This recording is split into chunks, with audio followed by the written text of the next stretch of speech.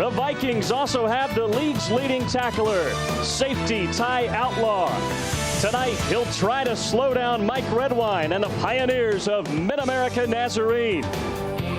Quarterback Jeremy Males completes 61% of his passes, and his big target is 6'5" Kenny Junius, one of the league's premier receivers.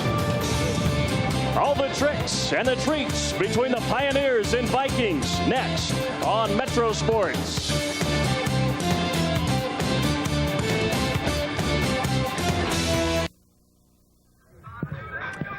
And welcome now to Pioneer Stadium in Olathe for this key Heart of America Conference battle tonight between Missouri Valley College and Mid-America Nazarene.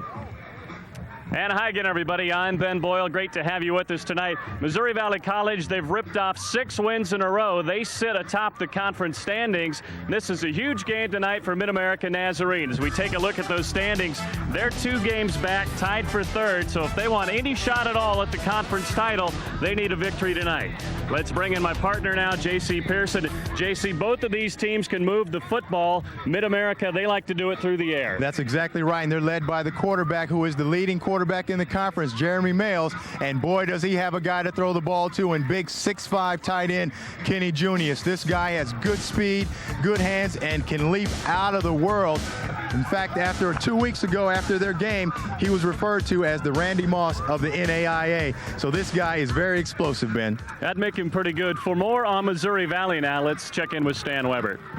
Ben, Missouri Valley leads this conference under head coach Dan Stanley, and they do it with a great offense. It's a no-huddle offense. The quarterback gets the plays, and he calls them at the line of scrimmage. It's a type of offense that will throw the football very well and also run it. They do it with quarterback Josh Cullen. He's a very smart quarterback. He does a great job of audibilizing and finding open receivers in this 4 wide receiver set. But he has the advantage of handing off to Jervon Walton. Jervon Walton has over 1,000 yards rushing already this season, including 300 yards last week against Benedictine. He's a very strong runner, an explosive guy who could be the difference in this ball game for the undefeated Missouri Valley football team.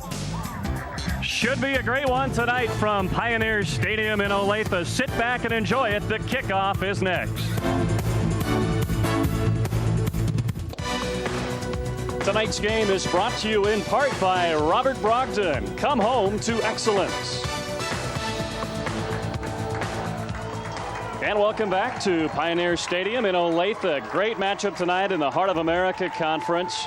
Missouri Valley comes in atop the conference standings at 6-0, and Mid-America Nazarene 4-2 in the conference standings. So they really need a win tonight to keep their conference title hopes alive. There's Dan Stanley now in his 4th year at Missouri Valley, has his team ranked 10th in the NAIA standings. He's a 1959 graduate of Missouri Valley, so coaching his alma mater, and so is Mike Redwine, who's now in his 10th year, was an all-conference defensive back for the Pioneers back in the mid-50s, and he's led Mid-America Nazarene to 3 bowl appearances in his first 9 years, and trying to get the Pioneers into the national playoffs for the first time. This is a program that started back in 1972, and he's had some recent success. So, JC, this one really shapes up to be a great game. Both teams with explosive offense. That's exactly right, Ben. Both teams want to spread the other team out, and they've got weapons on their offensive sides. Obviously, for the Pioneers,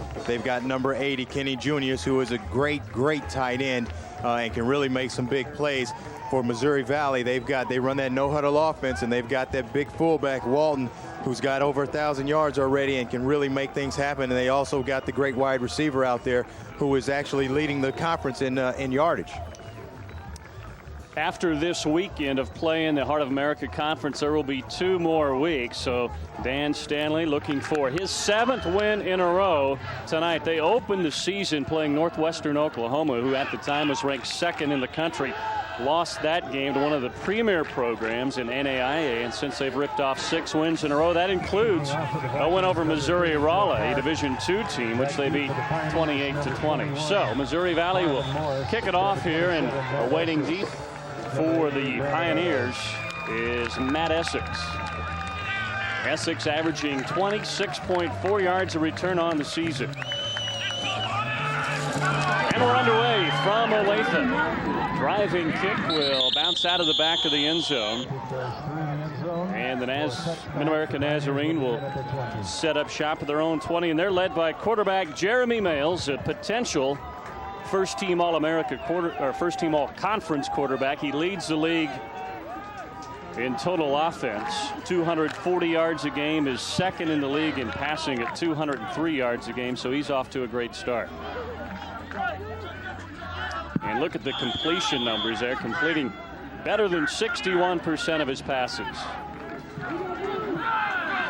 wideouts set on first down. Jay Allen, the fullback, the lone man behind him, and he gets the call on first down and has 4 yards. And that's what they want to do. They want to try to spread this defense out, run some quick hitters, as well as try to get Big Kenny Junius isolated one-on-one. For the Pioneers, there's a look at their veteran offensive line. A lot of these guys are returning starters or returning part-time starters. And, of course, we've talked at length already about Kenny Junius, the tight end. He's the leading receiver on this team. Also, Williford and Earls, excellent receivers in this package. And they swing it out to Mike Williams, the running back. Takes a big hit up near the 30. He's a yard shy of a first down. Defensively for the Vikings, they rank 4th in the Heart of America, giving up about 360 yards on the season. Jeff White, the defensive tackle, leads the front four. Pretty good linebackers led by Tim Washington, a junior from Marshall, Missouri. He leads the Heart of America with 9 sacks. And Ty Outlaw in the defensive secondary is the leading tackler in the league with 122 tackles. So big 3rd and 1 play here. And Allen gets the call, and it's going to be real close. May have got it on second effort. Allen at 5'9", 220. May have enough for the first down. We'll see.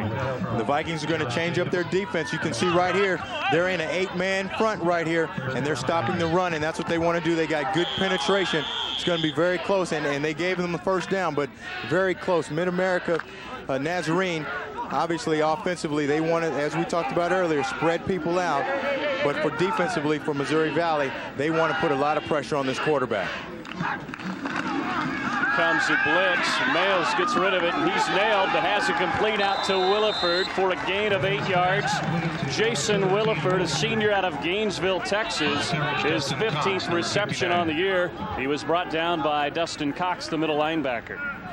And we just talked about them wanting to get a lot of pressure on Jeremy Males, and you can see the linebacker walk up right there. And watch the heat they get on Males right here with 58, Jason Marshall, and number 4, Marvin Hooker. They really brought the heat, and you can see that Males really took a hit that time, and that's what they want to do.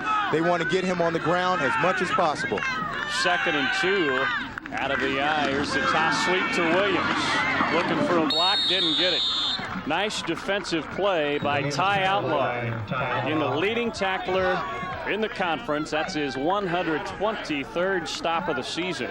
And Ty Outlaw, being the free safety, he is the leader of this defense, and you can watch him come up. And now he's in the free safety position, but look at him right here. Does a great job of keeping outside leverage, meaning that his outside shoulder is always free, forcing the defender, the ball carrier, to turn inside, and makes a great play. He is a guy that's going to make a lot of plays, and a guy that offensively they've got to get a man assigned to him to block him, or he's going to make a lot of tackles tonight. Another 3rd down opportunity coming up here. Delayed handoff. Williams has a hole, has a first down. The senior out of San Diego, California, who was first-team All-Conference a year ago, keeps the drive alive. Does a good job of getting through it. They're going to be coming right at you here. And watch Mike Williams. He's a tough running back, 5'8", 205, and he's tough to see in there among those linemen, and he just squirts through that hole. And here's another look, and you can see how wide they open this hole. You can see that right there, and a great job of fold blocking by the offside guard, number 77, Scott Campbell. 4 wideouts in this set. Quick drop, quick throw. Junius has it inside the 40. Big target over the middle, JC. Very big target, and that's what they want to do. They want to see how the Vikings are going to defend big Kenny Junius. And you can see right here, he just runs through the seam, and Males just finds him. They're running that zone defense, and when you're running zones, you can see there are huge seams in that zone. Junius just finds the seam, and gets right there. Males does a good job, this three-step drop of getting the ball away. And when you've got Junius uncovered out there in the slot, it's an easy throw and catch. If they're going to do that, then they've got to cover up Kenny Junius to allow the pressure to get to the quarterback, Males. 16 yards on that reception. Toss to Williams on the option, and he has room off the right corner. Picks up 6, maybe 7 yards on first down. There's the numbers on Williams. Kind of a slow start, though, to his season. Last year was honorable mention All-American. Comes into this game with only 1 touchdown on the year. And this is how you want to defend the option. You want the quarterback to make a decision quickly. So what do? You attack the quarterback. Great job by Jason Marshall of going after the quarterback, making him make a decision quickly, and he pitched the ball out to Williams for a big gain. But that's how you want to defend the option. Nice positive gain on first down. They'll swing it out to Williams. Can't hang on, so that'll bring up 3rd down and short. JC, this team coming off a heartbreaking loss last week against Lindenwood, 29-28. You kind of wondered how they would react mentally coming off of that, but if this first drive is any indication, they put that game behind them. Yeah, that's exactly right. They came out with the type of intensity and emotion that you want to see. They're actually putting a pretty good drive together here. They've got a big 3rd down play right here.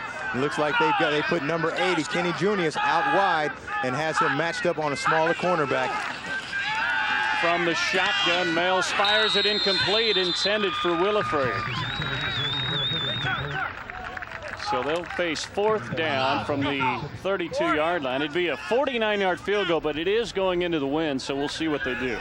And you can see they just try to run that quick slant to the strong side, and the ball is just slightly behind the receiver. Number 34, great job by Josh Jacobs, the inside linebacker, of just playing that zone, playing the quarterback's eyes, and getting to the football. And they will go for it on 4th down. Out of field goal range, it'll be Males from the shotgun, flanked by Mike Williams. He's looking for Junius on the slant. He's got it. Working against that smaller cornerback, JC. That's exactly right.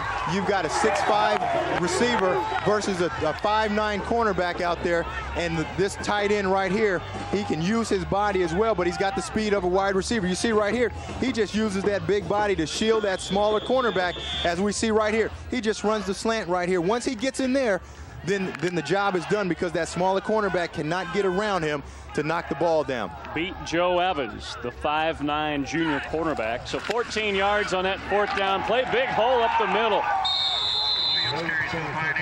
And exploding to the 10-yard line is Jay Allen. And you really got to give this offensive line a lot of credit so far. These guys up front are just dominating the line of scrimmage. And if they can continue to do that throughout the evening, it's going to make it an easy contest for the Pioneers. So Junius with 2 big catches on this drive. 2 catches, 30 yards in a game. He had a huge game in that upset win a couple weeks ago against Benedictine. 9 for 152 yards and 3 touchdowns. Was the conference player of the week. Another good gain on first down. Brings up 2nd and short. Off play action, down he goes. Pressure from the backside by Josh Jacobs, strong side linebacker. For him, it's his 8th sack of the season. And he does a good job of just staying alive, and you can't see him on the other side, but he is running around the tackle right now. You see, and actually Kenny Junius is trying to help out over there at a tight end, and he just does a good job. Give Josh Jacobs a lot of credit right here of staying after the quarterback, because if he doesn't make that play, there's a receiver running wide open in the end zone.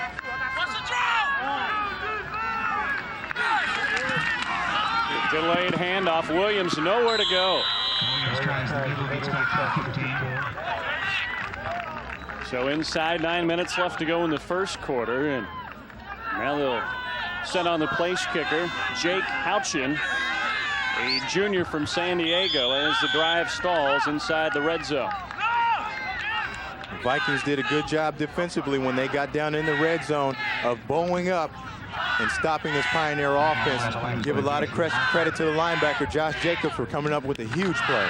32-yard attempt, blocked, and picked up by Missouri Valley. And he is gone. Ty Outlaw picks it up and runs it in for the score. And we said that he was the leader defensively And not only is he the leading tackler in the conference, he shows also that he can make big plays on special teams by getting in there and not only blocking the field goal, but also picking it up and returning it for a big score. And you can see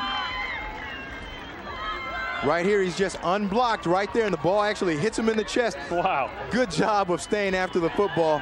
Great awareness, and once he catches it, it's a 100-meter dash right there, and nobody was going to catch Ty Outlaw. No, the punter, who's also the holder, Tiffany, was giving chase, and that was a mismatch. What a tailor-made bounce. He blocked it, and then it hit the holder, popped right up into his mitts.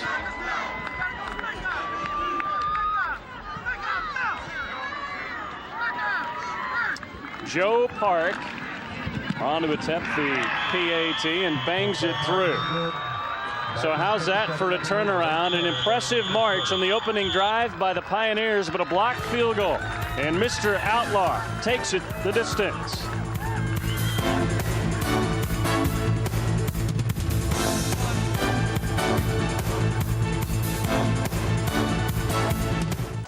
And welcome back to Olathe Pioneer Stadium. Ty Outlaw racing 80 yards after blocking the field goal attempt, scooping it up and going the distance to give his team a 7-0 lead. 8:10 remains here in the first quarter. Outlaw, who leads the conference in tackles, also getting it done on special teams tonight, as Essex awaits deep and will take this one from his goal line. Good hole off the left side out to the 24.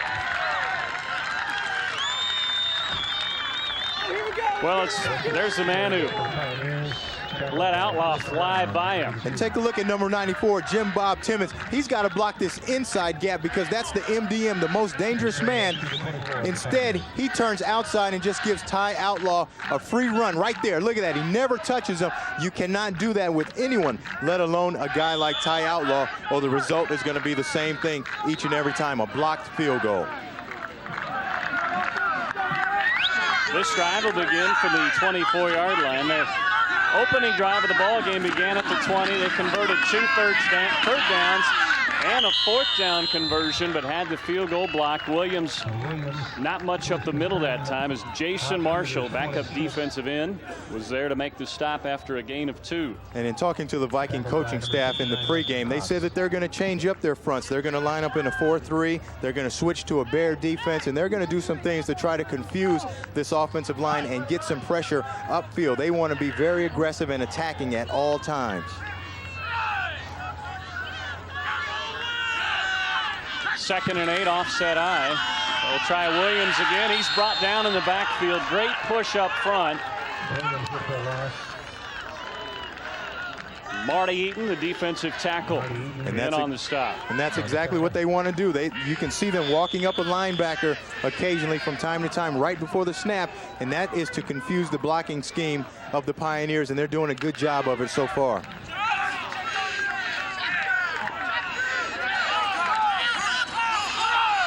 Third down, they need to get it just outside the 34-yard line. Junius is lined up in the slot. They were looking that way. The ball was tipped at the line of scrimmage. So a quick 3 and out. And the Pioneers will have to kick it away. And that's exactly what a special teams play will do for you. A big play, it will get you enthusiastic and get the momentum on your side. That first drive, it looked like this defense was on its heels. They come out with the big stop, block field goal for a touchdown, come out the second series, and looks like a totally different defense.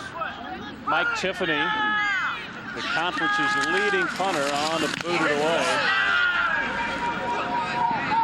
And Thompson will call for the fair catch at the 38-yard line. Well, we'll take a break. Missouri Valley leads it by a touchdown. 6:40 left in the first.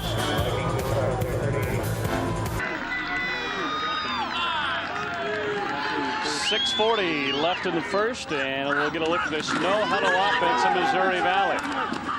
And on the reverse, out near midfield, is Joe Crane, and this offense averages 400 yards of total offense a game, led by quarterback Josh Colin. He's 4th in the league in total offense. if he has a weakness, it's his completion percentage, 35.9%. So ideally for Mid-America Nazarene, they would like to slow down this running game, force Colin to do it through the air. Off play action, he'll go to the air. Now he's going to tuck it away and run to the other side and gets a big block and is inside the 35.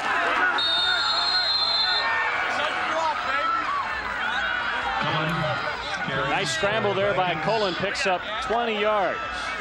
James Devin will be doing the blocking ahead of him. Both tackles are seniors. Javon Walton, coming off that huge game last week, 309 yards, was the conference's offensive player of the week. He's number 23, a senior from Colonial Heights, Virginia. We'll see a lot of him tonight. This is Crane in motion, and here is Walton off tackle. And he picks up 3, maybe 4 yards. Javon Walton at 225 is a load as we get a look at the defensive starters. They lost 2 key starters off of last year's defensive line, so it'll be those 4 guys trying to slow down that running game up front. Good linebackers, Clausen and Quay, and Sam Riley is a returning first-team all-conference performer at strong safety. Here's Joe Crane straight ahead. He's 3 yards shy of a first down. With this wide-open offense, the quarterback, Josh Cullen, he is the guy that makes it work. He is going to audibilize at the line of scrimmage on virtually every play versus what he sees the defense doing. And I tell you, without Cullen's smarts and instincts, this offense has no chance of working. And you can see right now he's doing a very good job of getting them rolling. Cullen is also the team's second leading rusher, 359 yards. This time it'll be John Brown, and a great play defensively on third down. Nate Quay, the senior out of Frederick, Maryland, drug him down. If he turned the corner, he had nothing but green in front of him. And Quay is a big play guy. And you can see right here he does a good job. And here's this offense, this wide open offense, change of direction and actually double reverse. And watch Quay on the outside, does a good job of keeping leverage, keeping that outside contained. Does a great job of making the tackle. And this guy is a guy who had a great game last week also, Ben. Was actually the conference player of the week defensively. 14 tackles a week ago. So Joe Park is on to try a 43-yard field goal. He's 5 of 9 on the season. And he missed it wide left. So after getting good field position, the Pioneer defense makes a stand deep in their own territory. For those of you who've watched a lot of our Thursday night games here on Metro Sports and are familiar with Emporia State, this offense that Missouri Valley runs is real familiar to what Emporia State runs. We'll talk more about that when we return. 4:19 left in the first.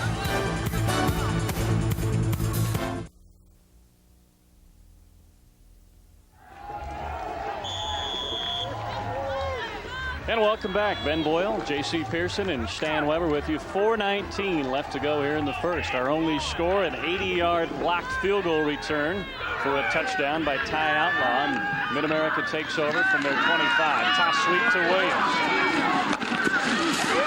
He has 2, maybe 3 yards. Got an initial block, but didn't get much help out there on the outside. Let's check in with Stan Weber. Ben, you're seeing this offense by Mid-American Nazarene being run by males. He is an outstanding quarterback. He also played basketball for Mid-American Nazarene. He's an interesting story because of his Nazarene religion. He came here. He was actually the best player in Fort Worth as a high school player. He didn't start the last 2 years because they had 2 quarterbacks that they thought were very good. They had a starter, Gabe Lujan, 2 years ago, but he left because he wanted to go to a major college, Division I. Last year, Josh Brewer from Olathe North played as a freshman, but he decided he didn't like school. So they went with a new quarterback, Jeremy Mells, and he ends up being the best quarterback of the 3. They've had 3 different quarterbacks in 3 years. All have been outstanding. All right, thank you, Stan Weber. You had Josh Brewer, who was an outstanding freshman last year, was third-team all-conference. He left, went to the Marines, and a lot of people around the conference weren't quite sure what to expect from Jeremy Mells. This team was picked to finish 6th in the preseason poll, and they have certainly proved the so-called experts around the league wrong with a 5-2 record thus far this season. Another third down conversion coming up. Jay Allen, the fullback, the lone setback. They have drawn him off sides. Free play, slant pattern complete. and just drugged down inside the 35-yard line. And what a great call. Jeremy Mills audibleizing at the line of scrimmage because he sees the blitz coming, and also does a great job of varying the cadence and drawing an offsides penalty. You see the three-step drop and a perfect bullet on the slant pattern. And I tell you what, that is a great job by Jeremy Mills of coming to the line of scrimmage, recognizing the blitz coming, and getting into a play that they can be successful with. Jake Houchin, the place kicker. The guy who had the field goal blocked, rumbles 36 yards and almost broke it. So Houchin, place kicker, doing double duty tonight at the wide receiver spot. Quick count, ahead to Allen, dives inside the 25. Allen is the second leading rusher on this team, just under 300 yards coming in. Leads the team with 10 touchdowns. And you can see coming right at us, and that's because the linebackers, the inside backers, are running around trying to shift it right before the snap of the ball. That time, number 48, Tim Washington, takes himself right out of the play. He shifts to the outside and just leaves the middle wide open for the run. Second down and 5. 4 wideouts in the set. They'll swing it out to Williams, has a block, and then gets tripped up, but has a first down as we move inside the 2-minute mark. They tried to hit that play earlier, couldn't complete it, but a good gain there on second and short. And this is just that slip screen that a lot of teams are running right now. They get trips to the left to try to ISO out there, and you can see right here that the slot guy comes in and blocks. Actually the trips guy, the third guy in, just bows back, gets the ball. It's just another variation of a toss sweep and getting the ball outside quickly. Credit Jason Williford with that block. As Mid-America on the move again. Back to the air, broken up. Tim Washington, the weak side linebacker, is there to knock it down. And that's the only way you can stop those slant routes that Mid-America Nazarene has been running all day, is to get those linebackers to drop under them. What you're going to start seeing is a lot of play action pass now to try to get those linebackers sucked up, so it opens up the throwing lanes on those slants. See what they do with Junius this time. It's Marvin Hooker, the strong safety, who's matched up with him, and Hooker, a much bigger player at 6'3", 200. They like to look for Junius when they're in the red zone. They also like to give it to that man, Jay Allen. Jay Allen carries for the Pioneers. And that's exactly what they want to do. They want to spread this defense out and then hit them up the middle with those powers and those quick hitters.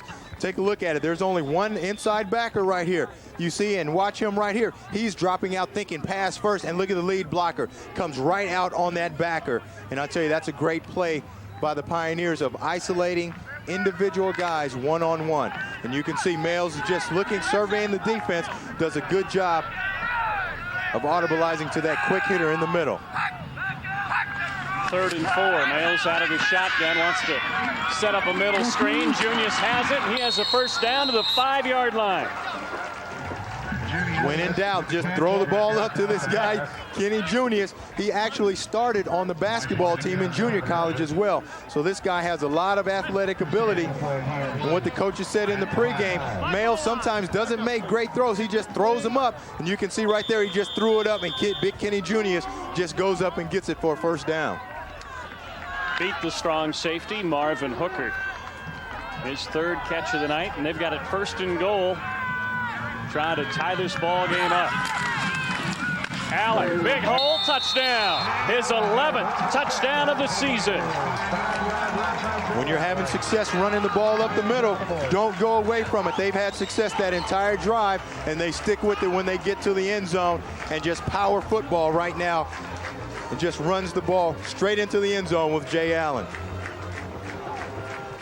Allen leading the team in touchdowns. That's his 11th of the season, and what an impressive drive. After giving up the blocked field goal, their defense held inside the 30. They turn around and quickly march down the field as Houchin, who had the big reception on 3rd down, bangs in the PAT, and we're all tied.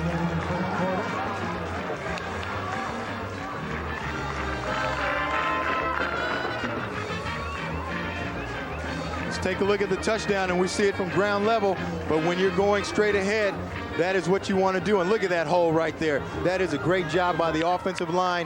Abels and Papard on that right side right there. And look at that right there. Great job of a lead block also by Williams.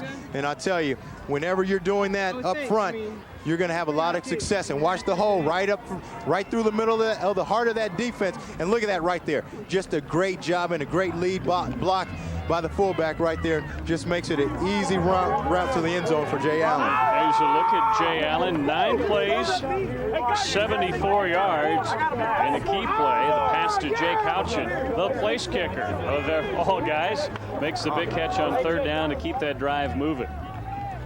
So Mike Redwine breathing a little bit easier here as his offense looks like it has come to play tonight. 2 impressive drives thus far.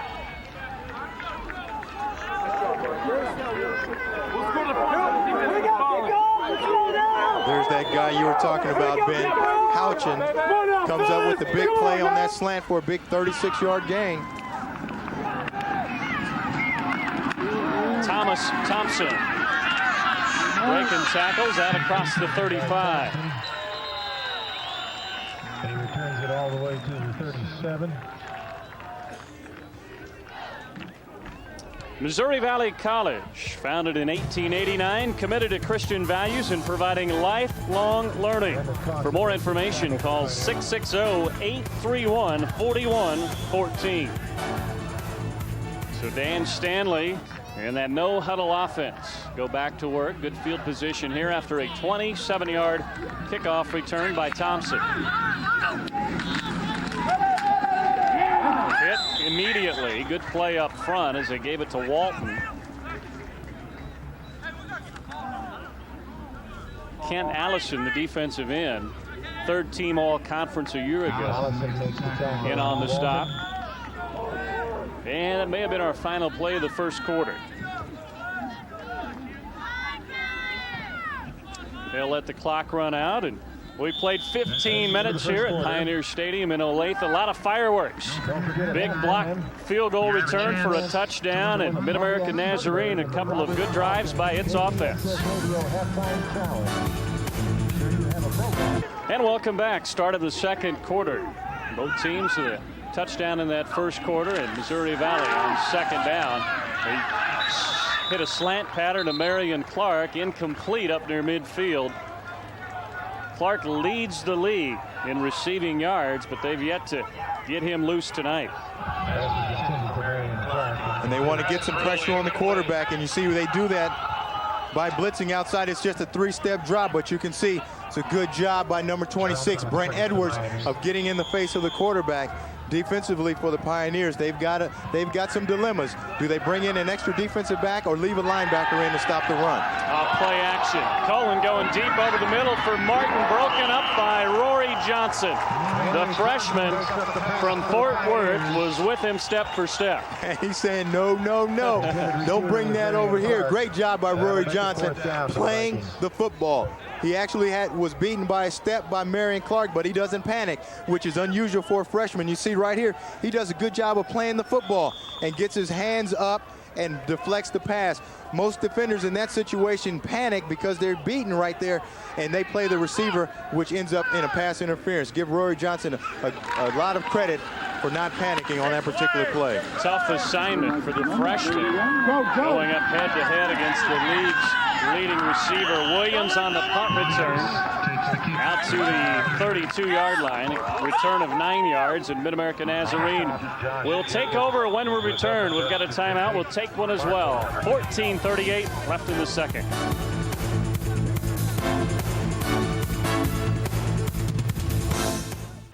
Seven apiece with 14:38 left to go in the second quarter as Mid-American Nazarene takes over 1st and 10. Well, what do they say? The best defense is a good offense. Look at that. Mid-American Nazarene has kept their defense off the field with over 12 minutes of possession time, and they're near another first down as they complete it out to Phil Harvey, his first catch of the season, a junior from Lawrence.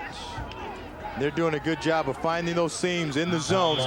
They know that the Vikings play a lot of zone defense, so they're going to just run people through the seams of those zone defenses. And you can see Phil Harvey just curls right there in the middle of that zone. for a good gain. And watch the block right here. It always takes good blocking to give your quarterback time, and that's right there, Kenny Junius, the big tight end and the big receiver. He's normally the guy getting the ball, but he shows that he's an all-around guy and can block a little bit too, Ben. Yeah, blocking a pretty good player too, and Josh Jacobs, who had that big sack earlier. So nice job as they bring in the sticks for a measurement. Through one quarter, Mid-American Nazarene piled up 140 yards of offense, only 38 for Missouri Valley, but football is a game of big plays, and Missouri Valley made that one big play in the first quarter. And special teams is as important as offense and defense, and that's how the Vikings got on the board. Second down and inches. 4 wideouts. Quarterback drawing a big hole for Males out near midfield. He can run as well. 259 yards on the ground coming into the game. And they say he's a smart player. He's got a 3.98 GPA, and you can see right here, he just keeps it himself, and there's nobody in the picture. Everybody has spread out, and they're looking for something else. He just keeps the ball and runs it up the middle for a big gain.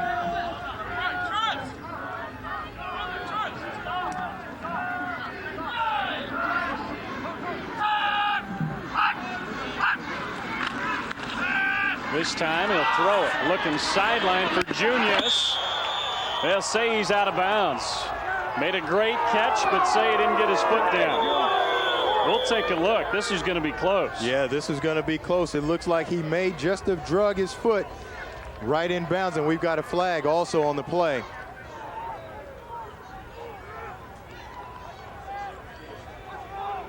Probably not going to matter whether he was in or out. Flag was thrown in the backfield. Let's see what it was. Holding on the offense. 10 yards. Repeat first down. So it doesn't matter, but take a look at the left side of your screen, and you're going to see the hold coming up. And you can see right here, when your tackle gets beat to the outside right there, like that, you just grab and tackle him, and you're going to get called every time. And look at that right there. The left foot was already out of bounds. The right foot drug in. The left foot was already out. Give those referees a lot of credit for making the right call. Great call. The two of them are right there on the spot. First down and 20. Draw play. Allen, big hole. Up near the original line of scrimmage. Carries for the Pioneers. And that quick dive through the A-hole is definitely paying a lot of dividends for the Pioneers. You can take a look. As I said, they want to spread everybody out, and there's nobody in there but that one inside backer. And right there, the fullback is the lead blocker and takes him out, and the rest is up to the safeties in the pursuit. Unless the Vikings can make some adjustment on that, that play is going to continue to work all night long. A lot of weapons to cover in this offense in that 3 and 4 wideout set. There's a man open over the middle. It's Phil Harvey once again, and he's got a first down. And it's the same play again. Give the Pioneers a lot of credit of staying with what is working so far. They're hitting them in the middle with that quick dive, and then they're coming back with the curls and the slants versus this 3-deep zone. And you can see right here, he's just curling up right behind the backers. You see Tim Washington on the ground right there, and he knows that he's got to get back there. And you can see Males is doing a good job of just throwing those curl routes right there. Good job of follow through right there, and good looking quarterback. Yeah, he has been very sharp tonight. Was 7 of 11 through the first quarter, and he's now completed his first 2 of the second quarter. He wants a timeout. Males completing over 61% of his passes on the season, and a quarterback rating of 159, which is excellent. So he gets a timeout. Talk things over with head coach Mike Redwine, and we'll take a timeout as well. 12:35, still tied at 7.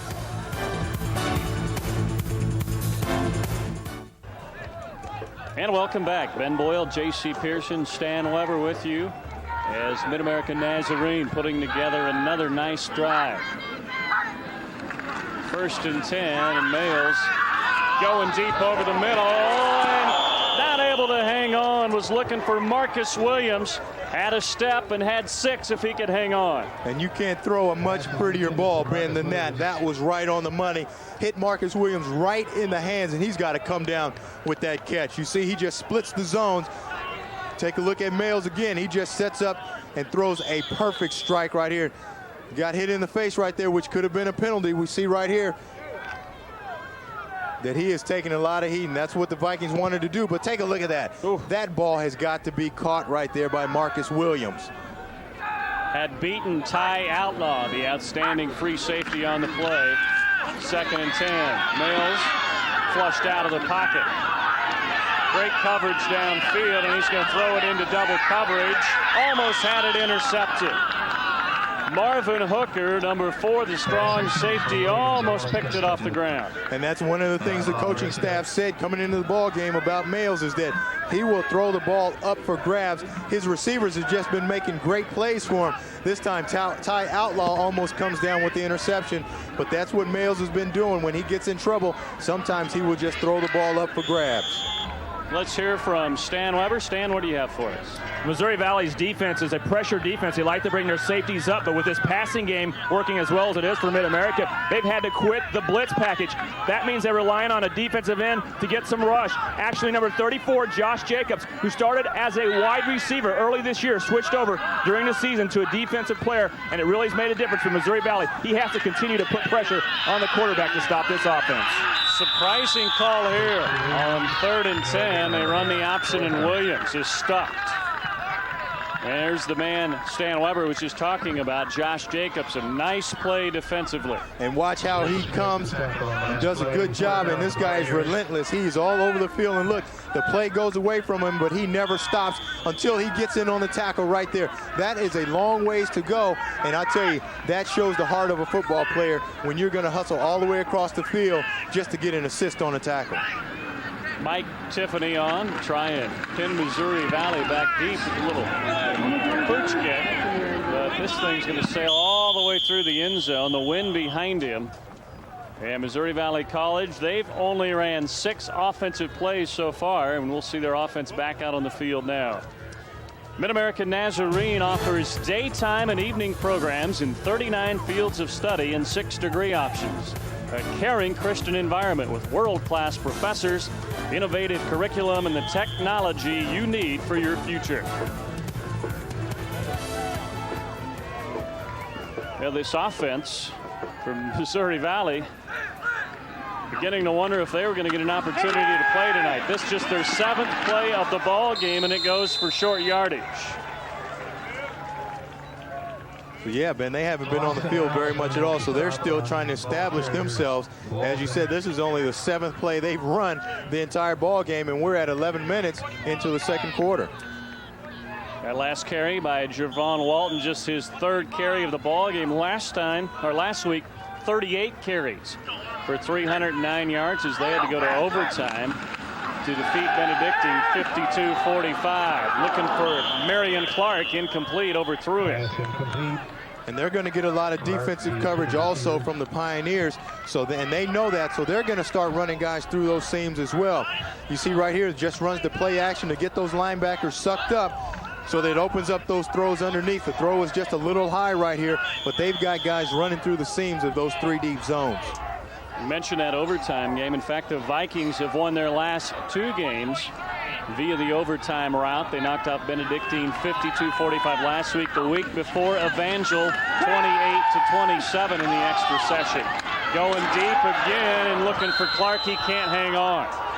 And they try to come back to the very same play, receiver running that dig. And you can't hang those receivers out like that. I tell you, Clark is going to go back. And look how he's looking right now. Like, man, you got to get that ball down. And we see Clark, who is the leading receiver in the conference, he's just going to run that dig right there. Just plant that foot and come. But watch where the ball is thrown. It's thrown real high, and the receivers don't like to leave their feet to catch the ball. And obviously, he didn't come down with it, and they're going to have some conversation on the sideline, I guarantee you. Your eyes lit up when you saw that. That's exactly. Every DB wants to see a receiver hung up in the air. Essex slips down and gets away from it. And Missouri Valley will down it at the 38-yard line. Good field position here, and the Pioneer offense will go back to work with 10:43 left in the half. Timeout here at Pioneer Stadium. All tied up at 7. And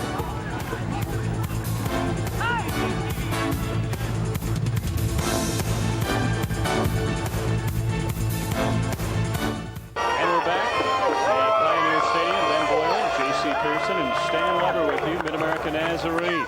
will hand it to Jay Allen. Big hole up the middle, and JC, that play continues to be there. And that's about the 15th time they've run that play, and the Vikings have yet to stop it. And I'll tell you, it's the same thing every time. They spread them out. They've got the lead blocker right there. They trap the nose guard right there, and there is a fullback that is leading through there. And look at that. Big number 77 is leading through there. Give Scott Campbell a lot of credit.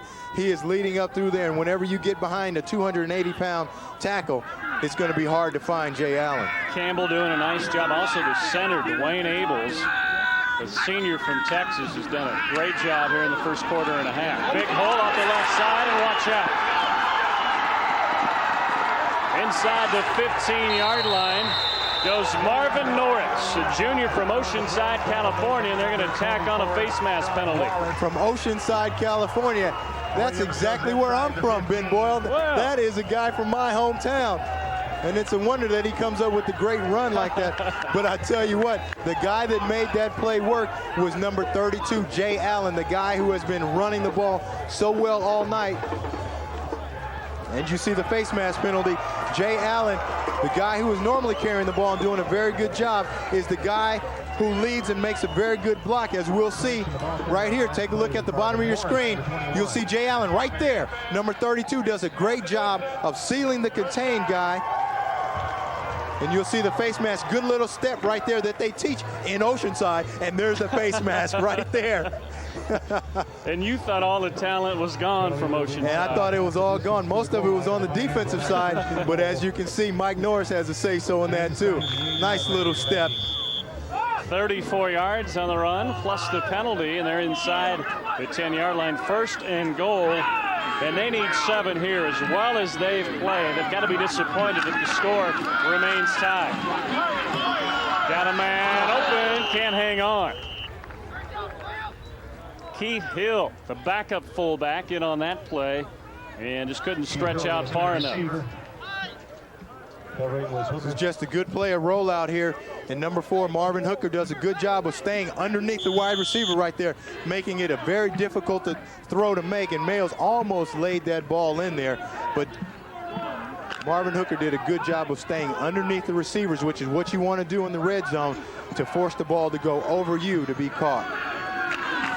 Oh, Allen is drilled. Met immediately in the backfield by Marty Eaton. And that's how you stop that dive right there. You get a guy like Marty Eaton, that defensive tackle, shooting the gap and making a big play, and that's exactly what the Vikings have got to do against this play. We've been seeing it all day, but right now, this time it's different because Marty Eaton comes right through the hole, and you can see him right here. He just stunts right through there, and nobody blocks him and comes up with the big play, and that is how they have adjusted to try to stop that quick dive play. 3rd down and goal. Toss sweep. Williams looking for the end zone. Touchdown. So when they stop it in the middle, what do?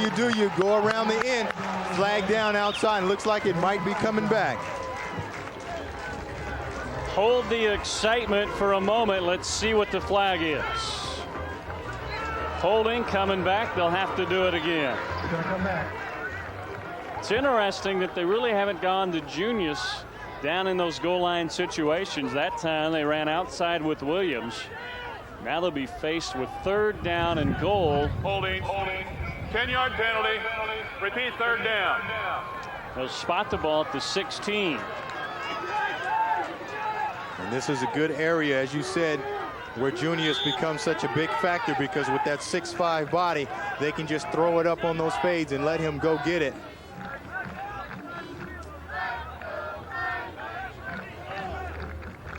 Pioneers have been pretty efficient on 3rd down plays throughout this ball game, and there's a look at Junius on 3rd and goal from the 16.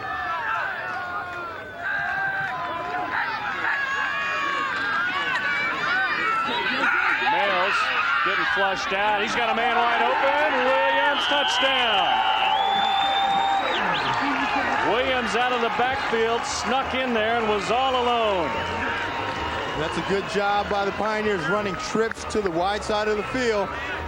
And everybody focusing on Junius down at the bottom of the field here on the wide side. And they roll to the opposite side away from him and find Mike Williams in the end zone. You can see he's just going to roll out to the right here. They've got trips left.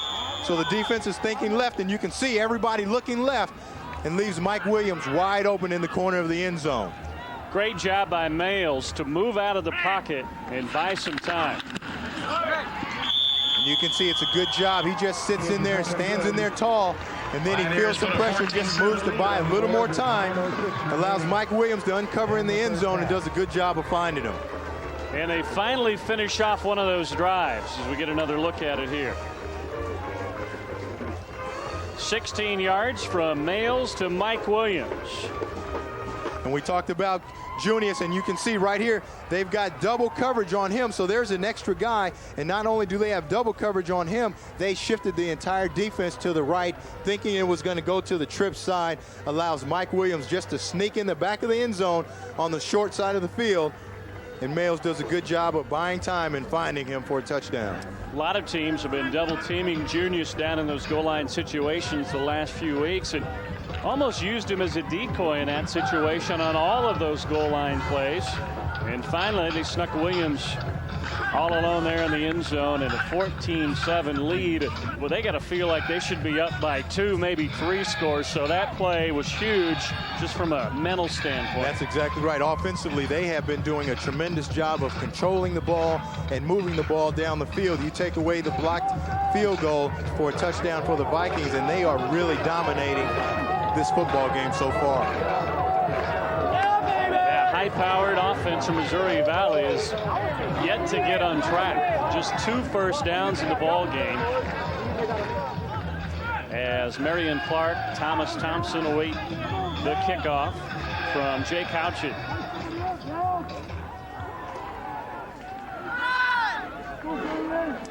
This Pioneer team can put up some points, averaging 37 points on the season. That's best in the league. And it goes out of bounds at about the 1-yard line. So Missouri Valley will get great field position here to start this drive, and they've got to get something going.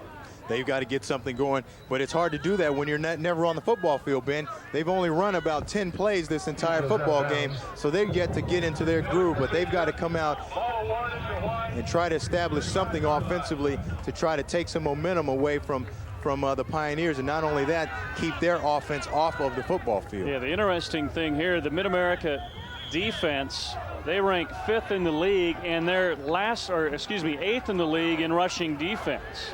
So this is a team that has been susceptible to the run, but so far Walton and that strong running game haven't been able to get anything going.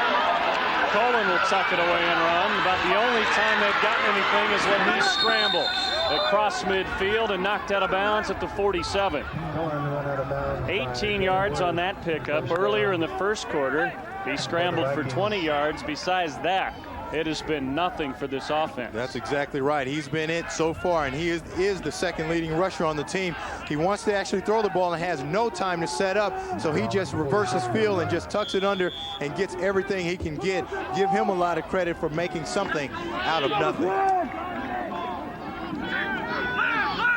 Into Pioneer territory on first down. Run the end around to Anthony Dunn, and he has 3 yards on first down. This Pioneer defense is really doing a good job of running to the football. They are right now playing very disciplined and not confused by this wide open type of offense that the Vikings are using right now. And that's what you got to do against an offense like that, is be very, very disciplined. And that's what they're doing so far. Good look at Nate Quay, the reigning defensive player of the week in the Heart of America. Look at the total yards racked up already by the Pioneers. They roll off play action and overthrowing Anthony Dunn, who squirted it out of the backfield. And Colin's just been a little high on the 3 pass attempts here in this second quarter. And he's rolling to his left, which is hard to do for a right-handed quarterback.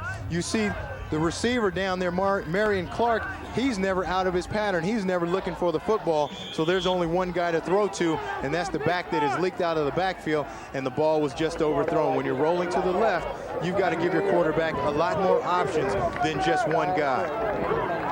Yeah, let's go now! 288! Third down and long. Play action again. Too high, broken up. Brandon Clausen and Rory Johnson were both there as they, again, tried to get it to Marion Clark over the middle. Rory Johnson, you know I like that kind of play, Ben. Cornerback play. He does a great job of getting his hand in there and deflecting the ball. They run the play action here to try to get those linebackers sucked up again and run Marion Clark right there on that dig as we take a look at Marion at the top of the screen again. And you can see he runs that dig, but Rory Johnson does a good job right there of getting that right hand around him and blocking the ball. That is a great play of defense by Rory Johnson. Yeah, the freshman has been impressive. Made two or three nice plays already this quarter. Driving punt, rolls out at the 1 yard line. Call it the 2. A great punt off of the foot of Robert Wallace, second leading punter in the conference.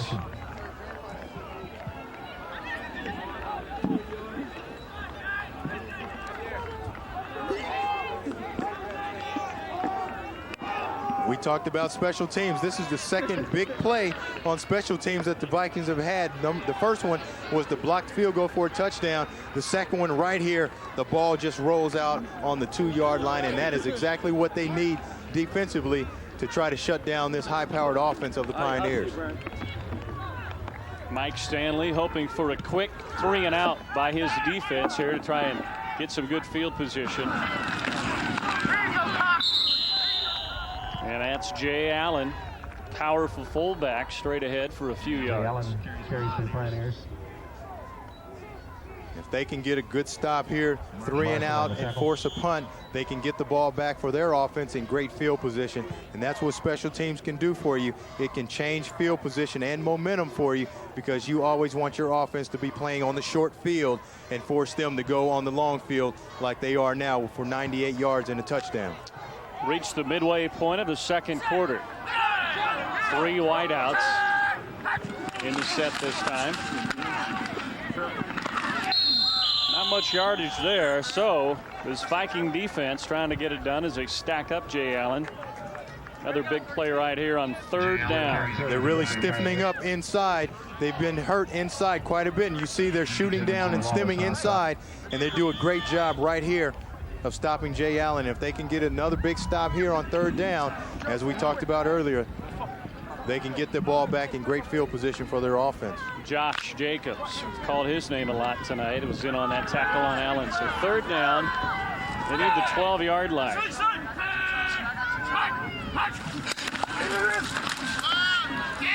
Play action. Mails got some heat. Has it complete to the 18. Junius was there to make the reception. His 4th of the night, a 14-yard pickup, a 1st down, but he is slow to get up. Took a pretty good pop, but able to hang on. And did a good job. We'll take a look at Mails on the rollout right here. Not much of a play action fake, but he runs to buy time to allow Junius and the other receivers to uncover. And you see he does a good job of continuing his route, running across the football field away from that zone coverage. That's what you want to do. Whenever you see that, you want to try to run away. Give your quarterback a target, and he is a big target at that. Looks like he probably got the wind knocked out of him, but anytime you get a guy 6'5" and 225, 230 that can run like that, it's a big target for you. And an important 1st down to get them off their own goal line. Keep the clock rolling here as they swing it out to Marvin Norris. He's tripped up. Tim Washington, the weak side linebacker. They're making a nice stop on Marvin Norris. A little quarterback comparison, and Mails certainly getting the better of that battle tonight. Right now, there is no comparison. No. Mails is doing a tremendous job, and Cullen is really struggling so far to get on track at 0 for 6. And either he's in deep concentration, that's some of that Zen meditation or something over there that he's doing, Ben, but whatever he's doing over there, you can guarantee that he's not happy with their performance in the first half. He looks bored. He hasn't been in action much. He's been watching too much of his defense chase this guy. Mails around all night. He scrambles for 2, maybe 3 yards. And I tell you what, Ben, this is a designed run all the way. He runs the ball up in there. It's going to be a quarterback draw. there's nothing there, so he just reverses field. Looks like a pass. You see right here, this is a designed quarterback draw right here, and there's nothing there. So what does he do? He's going to try to throw the ball. There's nobody downfield, so he just turns and tries to run. He's faking like he's going to throw the ball and just gets whatever he can out of it. But there's absolutely nobody downfield looking for the ball because it's a designed run. So this Viking defense has got to be getting frustrated because so many times they've had Mid-American 3rd and long, yet to see Males get something done and keep the drive moving. Now he gets some heat, throws it up for grabs, interception, Ty Outlaw. And he'll take it to the 6-yard line. Bad decision that time by Males. Bad decision. That's what you don't want to have Males do, is try to do too much. He actually had number 22, Mike Williams, wide open on the screen at the bottom of the field. And you can see he looks to the left right here, and the screen's wide open, but he wants the curl to uncover downfield. It doesn't, so he has to try to scramble around. And you never want to throw the ball when you're in the grass right here. And you can see Jacobs right here coming all the way, never gives up, fights off the tackle, gets in there and forces the bad throw to Ty Outlaw. And that's exactly what the Vikings needed, a big play on defense to get back into this ball game. Second pick of the season for Outlaw, and the second big play of the game as Walton takes it in for the score. And right there, turnovers and special teams are two things that can hurt a ball club tremendously. We saw the field goal blocked for a touchdown, and now a big interception return that sets up an easy touchdown for the Vikings as well. And now they've got 2 scores on the board as well. Javon Walton, his 17th touchdown of the season. And Dan Stanley just an extra point away from tying this up with 4:22 left to go. He has seen his team dominated, but 2 big-time plays by Ty Outlaw. And they've tied it up. Park adds the extra point, and we're tied at 14 with 4:22 left here in the second quarter. Ty Outlaw has been the best offensive player the Vikings have had. Even though he is the free safety, he's the best offensive player they've had all night in having a hand in both of their touchdowns. Anytime you can get the ball deep in the end zone, it's in the red zone, it's going to be great. But watch number 40 right here. Just a reverse right there, and just does a great job of walling off the outside linebacker. And that's all a big guy like Javon Walton needs, is just a little crack, and that big 225-pound frame with good speed is going to get through there every time. That's a little different type of blocking technique, Ben, that we've seen, the old reverse I'll wall you off deal. But hey, whatever works. And Walton he hasn't even broken a sweat yet. Only 4 or 5 carries on the night, but he does get into the end zone to tie it up. And here's what led to that touchdown, the interception by Ty Outlaw. As we said, Males just gets a little greedy right here. He wants to go downfield instead of taking what the defense gives him and then tries to make another big play. And you never want to do that. And Outlaw is just right there with great coverage. And as we said, he is their best offensive player thus so far tonight because he's made the big plays to get the points on the board. Quarterbacks kind of walk a fine line because Males has been so successful tonight, just making something out of nothing, but that time did a little bit too much. And that's what happens when you always are trying to make something out of nothing. Sometimes you're going to make some big plays, sometimes you're going to make some very bad plays, and that cost the Pioneers dearly. Taken by one of the up men, and he's out across the 30-yard line. So let's see how Jeremy Males responds now after the interception. Game has been dominated by this offense, the Pioneers, with only 14 points to show for it. And look for the Robert Brogdon ad on the back page of your program. If you have an MNU sticker on the Robert Brogdon ad, please go to the Pontiac Sunbird. And I'm sure he's thinking of and wishing he could have that last pass back, and it's going to be interesting to see how they come out this series, if they're going to try to get back to that dive up the middle, or if they're still going to allow him to try to make plays through the air. And the total offense staggering. As Mid-America has already ran up 262 yards as they try to sweep to Williams. For Males, just his 4th interception of the season. And that's compared with 14 touchdowns. So his touchdown to interception ratio has been excellent. As we look at some more work here by Ty Outlaw. And here's that guy again. Not only does he block field goals, make interceptions, but he comes up and make great open field tackles as well. He is a good-looking football player. Ty Outlaw. Senior out of Bloomfield, Connecticut. Again, the league leader in tackles coming into tonight with 122, and he's been all over the field. Mills hit as he throws, and this one's intercepted by the other cornerback, Rod Smith. Or was he out of bounds?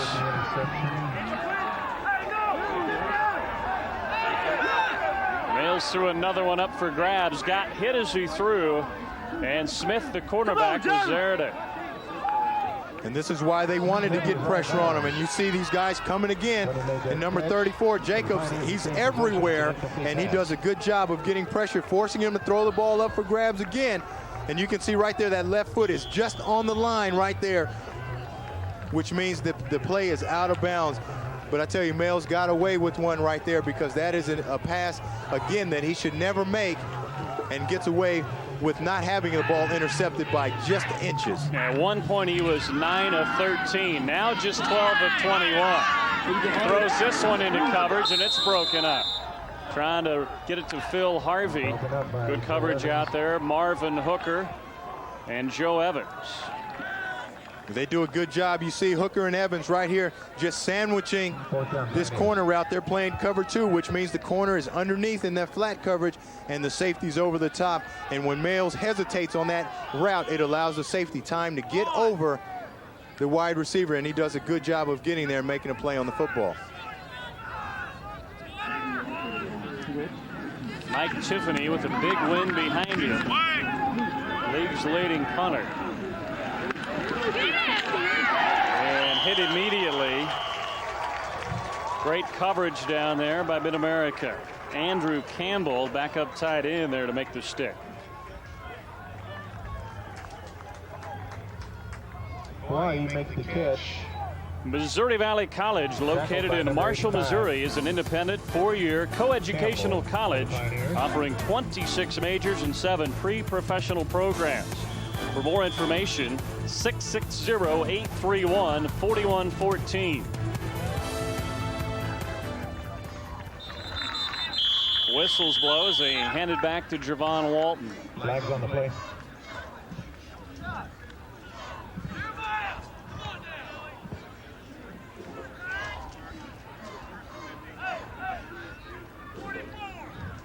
Dead ball foul.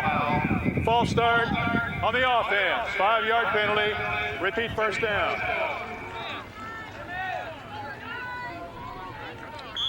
.311 left to go in JC. Vikings plenty of time here to march down the field and maybe even take a lead going into halftime, which would be almost a miracle. They've been dominated throughout this game. They throw it up for grabs, and your man Rory Johnson with great coverage again. And he's letting them know over there too that, hey, I told you the first time, don't come over here, look at him. And that's what you want to see from a cornerback. Cornerback has got to have all the confidence in the world because he's out there on that island. And you see, Rory does a good job of playing the football. This is the 3rd time we've seen that he has made a great play on the football. And that's what you want to see out of a cornerback, a guy who does not panic when the ball comes his way. You look across to the other side of the field on defense. The other cornerback, Grant Dowd, is a senior. So they're trying to pick on the freshman as Dunn gets hammered in the backfield that time on 2nd down.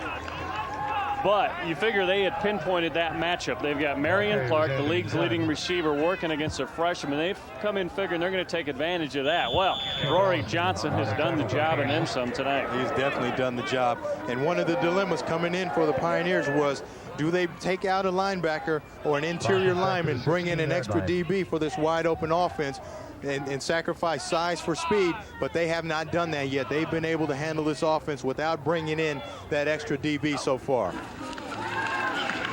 Little quarterback draw, and Cullen's got a big hole looking for the first down, and he's got it.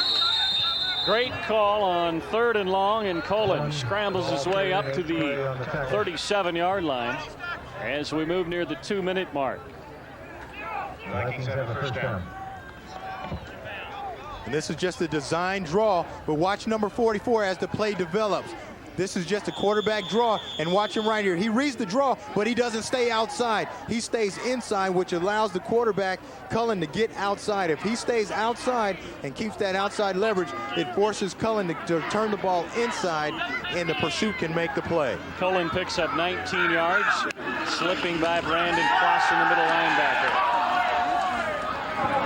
Little halfback pass, and there's your guy again, Rory Johnson, as they pitched it to Dunn, who has completed 6 passes on the year, but Rory Johnson didn't bite. They're trying everything they can to beat this freshman, and he's having no parts of it. And take a look at him again. He plays the football. He doesn't panic. He plays the football right there, goes up, keeps his offhand off of the wide receiver so he doesn't get a penalty. And look at him right there. No. It's not happening over here, man. Try the other side. You better take that somewhere else because it's not happening. 2nd down and 10. Play action. Walton stays in to block.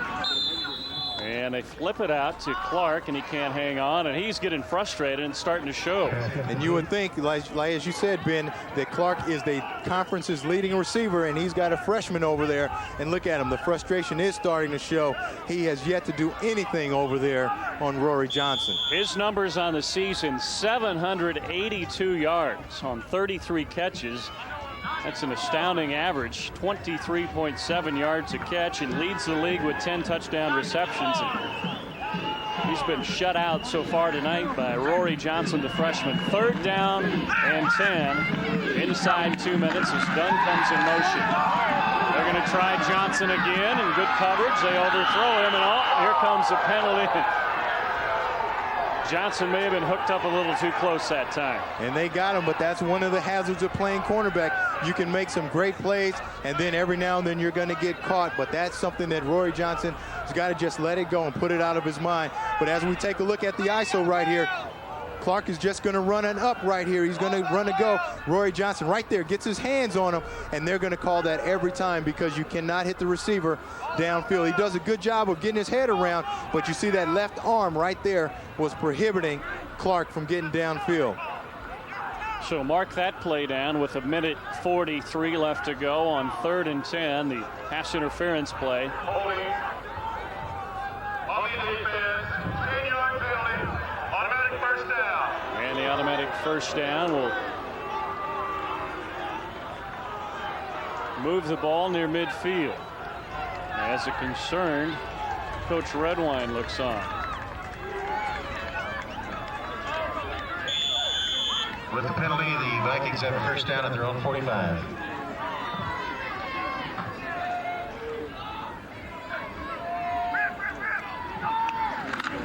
Cullen, quick drop and a quick throw. Complete and To number 80. forced out of bounds was number 80. That's Rob Hardy. They do a good job. They know that they're in a 2-minute offense, so you've got to get out of bounds, and they just run the quick out at the bottom of the screen to get out of bounds and stop the clock. Get as much yards as you can, as many yards as possible, and get out of bounds. 4 wideouts in the set this time. They'll try the quarterback draw, but it goes nowhere. Rushing in there, Jim Bob Timmons, senior out of Rogers, Arkansas. And does a good job playing the football on that designed quarterback draw. And Jim Bob, as we saw, was the guy on that field goal that didn't keep inside leverage on that, and he comes back and makes a big play at the end of the first half. Redeeming himself there, but the Vikings still with 3rd and 5 as we move toward a minute.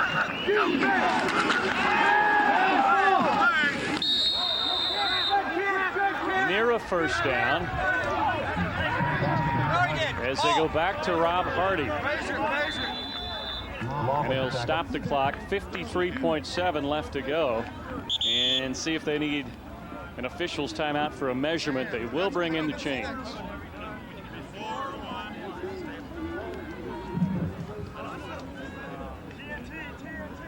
doing a good job in their 2-minute offense of getting their receivers either out of bounds or hoping to get the first down and stop the clock.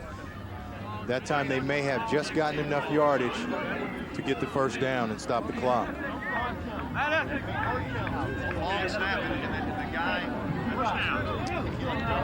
First down, 45-yard line. Keep in mind, Missouri Valley working into about a 15-mile-an-hour breeze, so they will need a couple more first downs to get Joe Park into field goal range. And you can see they just run that 3-step half roll, and all it's designed to do is get him closer to throwing that out route so that wide receiver can get out of bounds and stop the clock.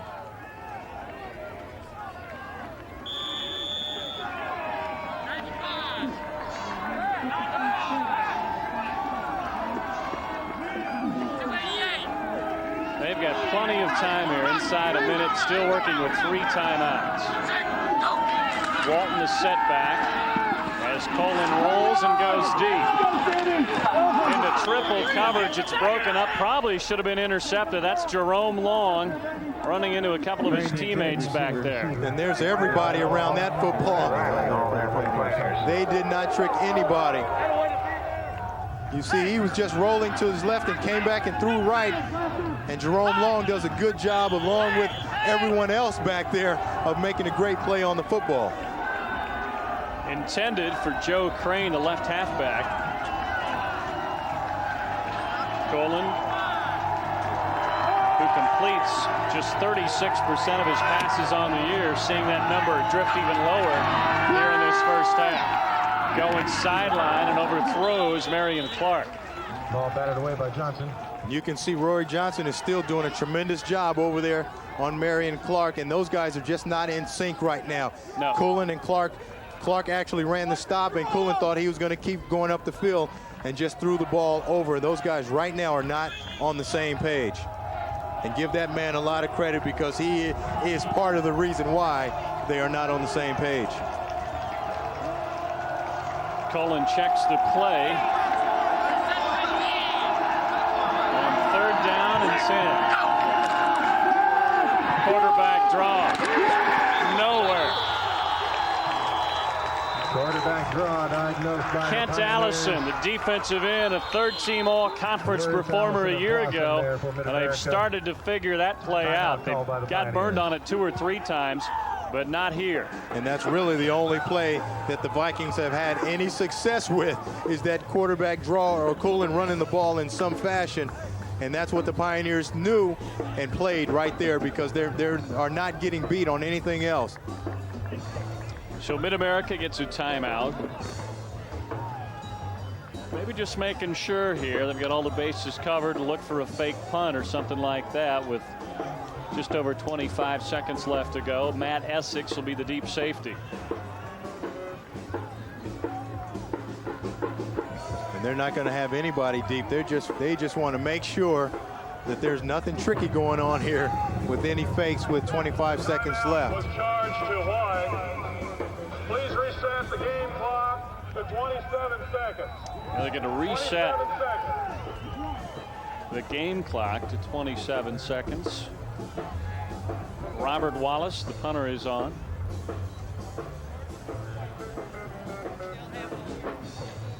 Remember, he had that great kick last time that pinned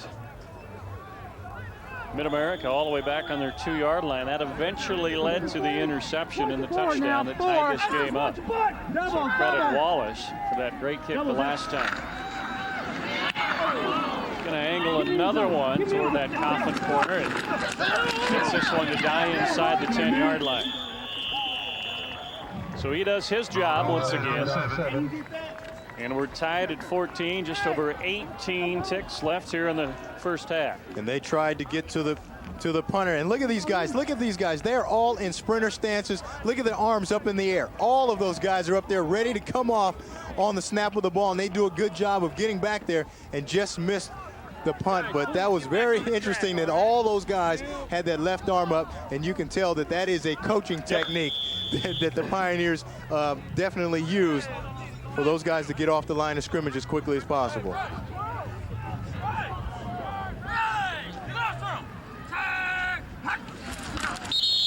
Jeremy Males will kneel down, and that should be our final play of the first half. So, number 17, Mid-America Nazarene, has dominated the first half, but number 10, Missouri Valley, with two big plays by Ty Outlaw, able to return a blocked field goal for a touchdown and get an interception from Outlaw to set up another touchdown. And after 30 minutes of play here at Pioneer Stadium, we're all tied at 14 as we go to half. Come back to halftime in Olathe. Tonight the score's tied 14-14 at halftime.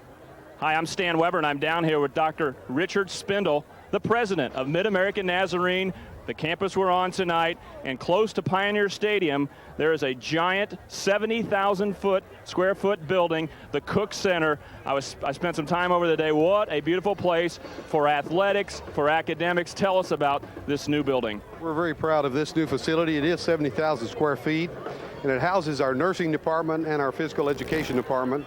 It has a wonderful lecture hall, state-of-the-art lecture hall, as well as an arena that will seat about 3,000 people.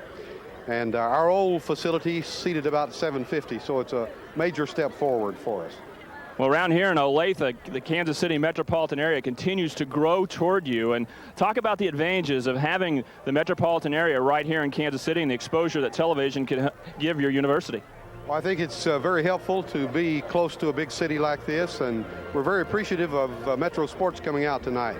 First time this has ever happened to us. So for a college our size, this is pretty crucial and pretty important. Well, you are the Nazarene College. The Church of the Nazarene is obviously associated with us. Tell us about that relationship and how that helps, because I know a lot of kids, and for instance, your quarterback came from Fort Worth because of religion.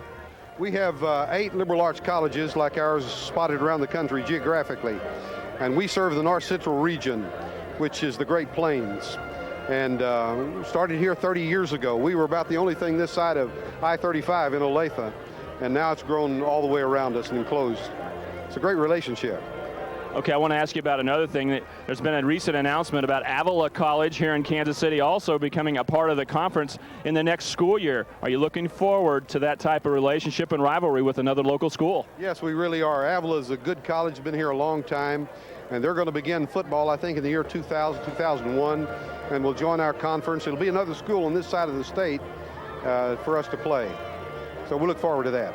Okay, and we look forward to a great second half. Thanks for spending some time with us here at halftime tonight. You're very welcome. Thank you. It is halftime.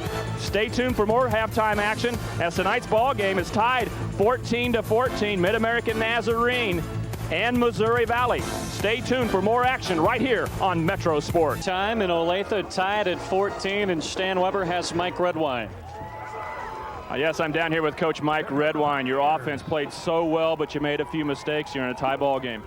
Oh boy, we are. It's kind of reduced down to a 30-minute game now, so this makes it really interesting. And you know, we talked right before the game where we thought, man, this thing may be close. You know, look statistically, and certainly it could be. And we're in a ball game right now. And I tell you what, if we can eliminate those few mistakes, I like our chance in the second half. I know you're a defensive guy. You love that side of the ball. So far, you've just stuffed their running back. How can you continue to do that? Well, I don't know. You know, there's such a big play offense. I don't think you can rest on a single play. Unfortunately, you know, we did give their quarterback some long runs. That could have set up some nice field position there late in the second quarter. Hopefully we'll be able to contain them for another half. Okay, good luck in the second half. Thanks for spending some time with us. Thank you. Okay, Ben, back to you. Tied at 14, halftime in Olathe. Back to look at some stats and the third quarter after this as we're underway. This is Thomas Thompson from his 10-yard line. Drilled at the 22. And we'll see if this Viking offense can get untracked. They ran just 27 plays in that first half compared to 49 for Mid-America. And a struggle, JC, in that first half for that guy. Yeah, that's exactly right. He was not on page with his receivers, especially the leading receiver in the conference, Marion Clark. You see Cullen has only 12 yards passing in that entire first half, and we'll see what kind of adjustments they made at halftime to get him untracked. Clark has been held in check by Rory Johnson, the talented freshman cornerback out of Fort Worth, Texas. Those two will probably be matched up throughout much of the second half. Nothing doing on first down for the Vikings. as they handed it off to Walton. He's yet to get loose except for the one short touchdown run. And you can see the Pioneers right here picking up right where they left off, doing a good job of playing team defense, coming up on the support and keeping good angles and allowing the inside pursuit from those linemen to come down the line and make the play. Comes the reverse. Big hole off the right side, but it closes quickly. Douglas makes the tackle. Jonathan Douglas, the defensive end, made the stop. It have a penalty flag down. Hawaii, the ball carrier, flag on the play. Ball was carried by Edwin Kawhi, a freshman out of Hawaii. Several Hawaiian players on this Viking roster. And the holding penalty will back him up. And see, that's not the way you want to start. And you'll see this receiver right there. He is the guy that's going to get called for holding if you just watch him. You see right here, he goes down and tries to cut, but instead of cutting, he actually tackles him. Whenever you get those arms wrapped around the legs of those defenders, they're going to get you.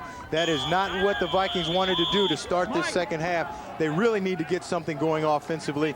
The first half, they could not get untracked. They only had 27 plays, and they really need a big series here. 2nd and 15. They'll run the reverse the other way this time with Joe Crane.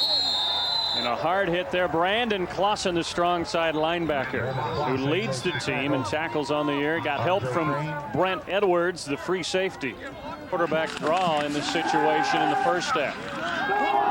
Got a man over the middle, right through the hands of Edwin Kawhi. And almost intercepted by number 16 for the Pioneers, Grant Dowd. The ball just goes right through his hands, and you can see Cullen's still struggling here. He just has that partial roll to the right and tries to hit the seam coming backside, but they do a great job of running underneath the receiver in that cover 2 zone and almost comes up with the big interception. Vikings still don't quite have a feel for how they want to attack that defense. This is an outstanding rushing team, but they haven't been able to get the running game going, and Cullen has been off target. And look at the bounce on this kick by Robert Wallace. Rolls inside the 15-yard line, and Mid-America will be backed up for their first possession of this third quarter. We'll take a timeout. 13:09 left in the third. It's a good one, tied at 14.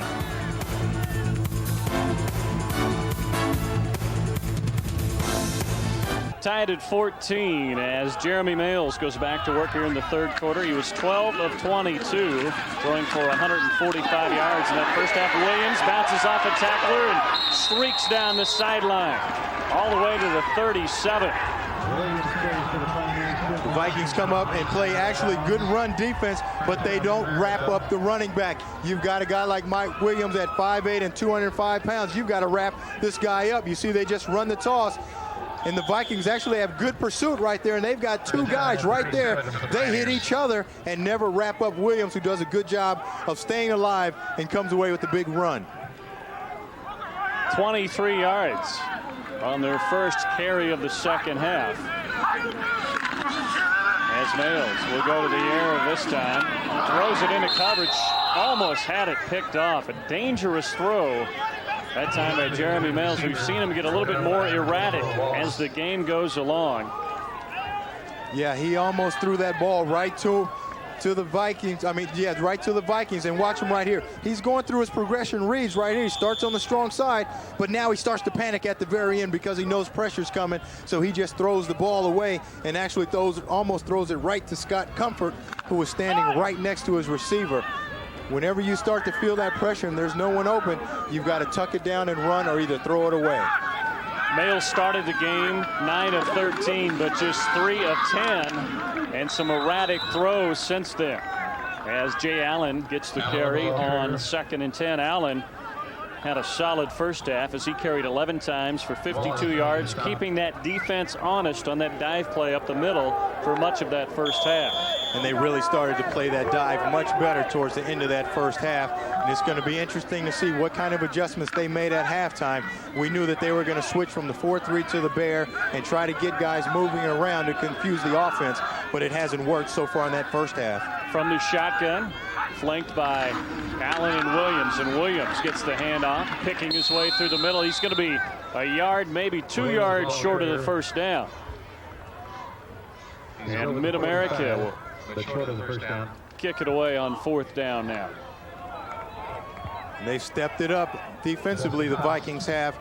Jason Marshall getting upfield with good penetration in the backfield, along with Ty Outlaw. That guy's all over the football field, but they do a good job of getting penetration up the field and stopping the Pioneers short of that first down. The 23-yard run, though, by Williams gets them off of their own end zone and gives them some field position to work with here, but a bad kick by Tiffany. This one goes right up in the air, and the sand wedge backs up to the 42-yard line. So a bad kick by Tiffany, whereas it looked like they were possibly going to be able to pin Missouri Valley back deep. They've got great field position now. Mid-America Nazarene University offers daytime and evening programs in 39 fields of study and 6-degree options. Mid-America Nazarene shapes the intellect, paves the way for a rewarding career, and transforms you for a life of service to others.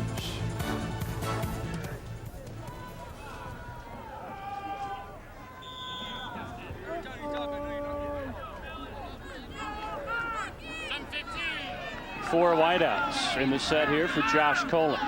See if he can get untracked. Here's Walton up the middle. He's got 3 defenders hanging on him after a 2-yard gain. They've done a great job on him. 94. Timmons was in there along with 44. Clausen. Walton, who rushed for 309 yards last week, has been held under 20 so far tonight. But watch how they gang tackle up front. You see right here, not 1 tackler, not 2, not 3, but 4, 5, 6 guys on the ball carrier.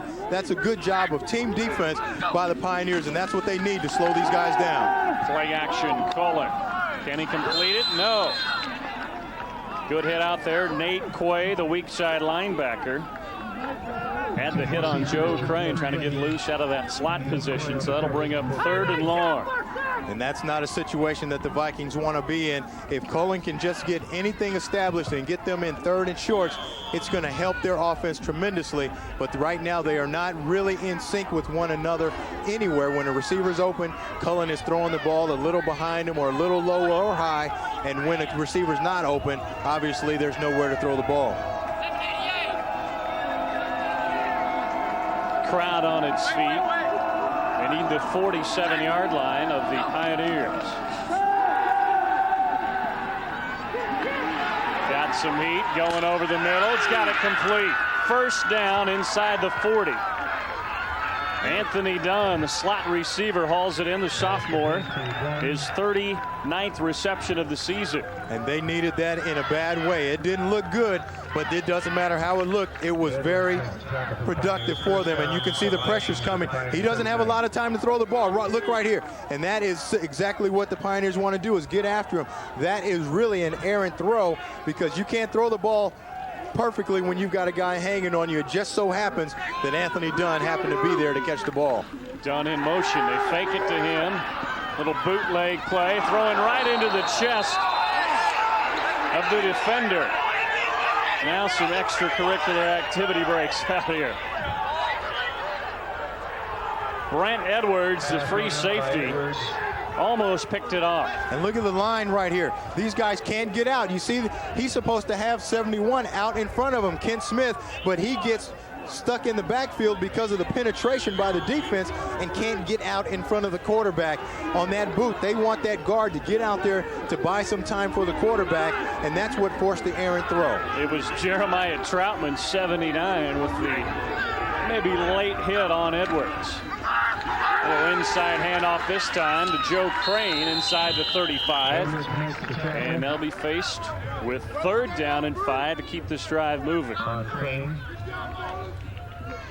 And that's a situation that they'd much rather be in than 3rd and long. But Marion Clark, the leading receiver in the conference, has been very quiet tonight.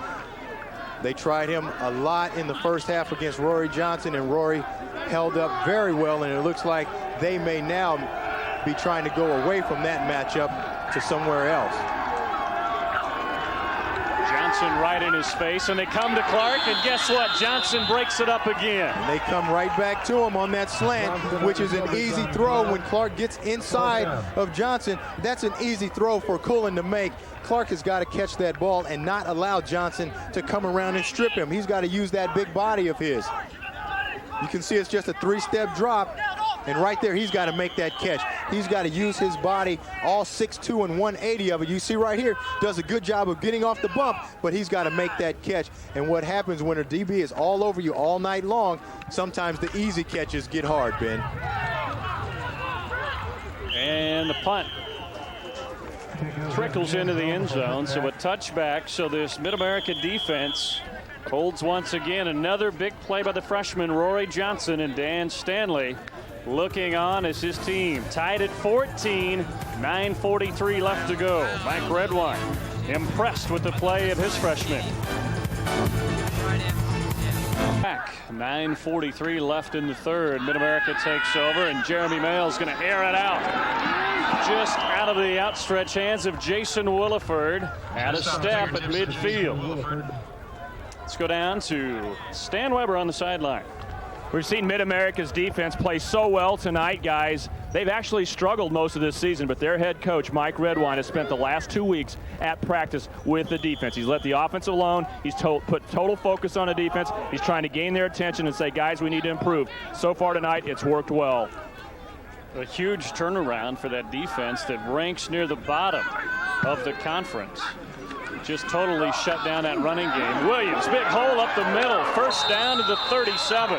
Mike Williams carries. And that's exactly what they ran that first half so successfully, is just that quick dive up the middle. And as we talked about, they will just spread you out, and you've got just that one inside backer right here. And look at the lead block by number 77, Scott Campbell. And then from there, Mike Williams just has to make one move around him, and it's home free, and he's in the secondary deep. And I tell you, as we talked about in that first half, you cannot defend that play with just that one inside backer, because you've got that tackle folding in the middle through there. How about the job by Scott Campbell? He's just mauling guys up front tonight on that play. Pocket collapses, and Mails another strange decision there as he just tried to shuffle it ahead. Not a good falls decision. Incomplete. And not a good one either, Ben. Watching a little too much Jake Plummer or somebody, but you know, there's times when a quarterback just has to take a sack, and this is one of those times. You see the play's not open right there, so he tucks it and starts to run. You got to take that sack right there. You can't throw that ball up for grabs. That's what got him in trouble in that first half, and you can see very nearly got him in big trouble again.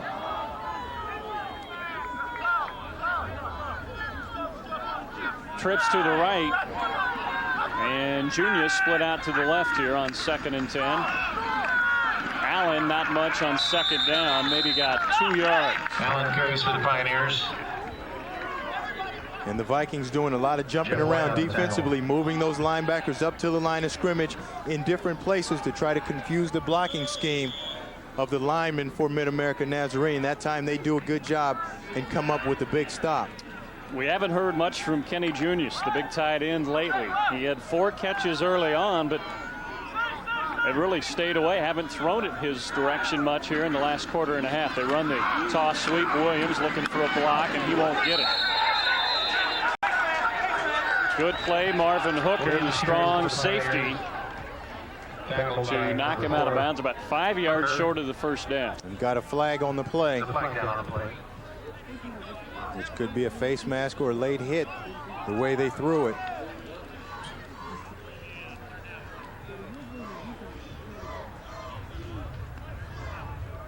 Officials still discussing it as Dan Stanley waits to find out what the call is going to be from the other sideline.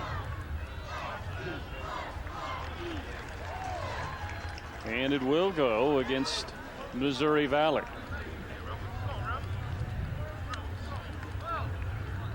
And Coach Stanley just cannot believe it that their defense comes up with a big stop, but then there's a penalty on them that allows the drive to continue. Face mask on the tackle on the defense. 5-yard penalty. We're going to measure to see if it creates a first down. Just the 5-yard variety, but this may be enough for the first down as he brings the sticks in. And you can see right there, you cannot have your hand anywhere near the face mask or the front of the helmet of the offensive player, and that gives them a first down, a big first down, Ben, because they had them stopped short, and now they get to keep the ball and continue on the drive. Keep that play right there in mind. 8:26 left to go in the third quarter. The drive continues here because of the face mask penalty.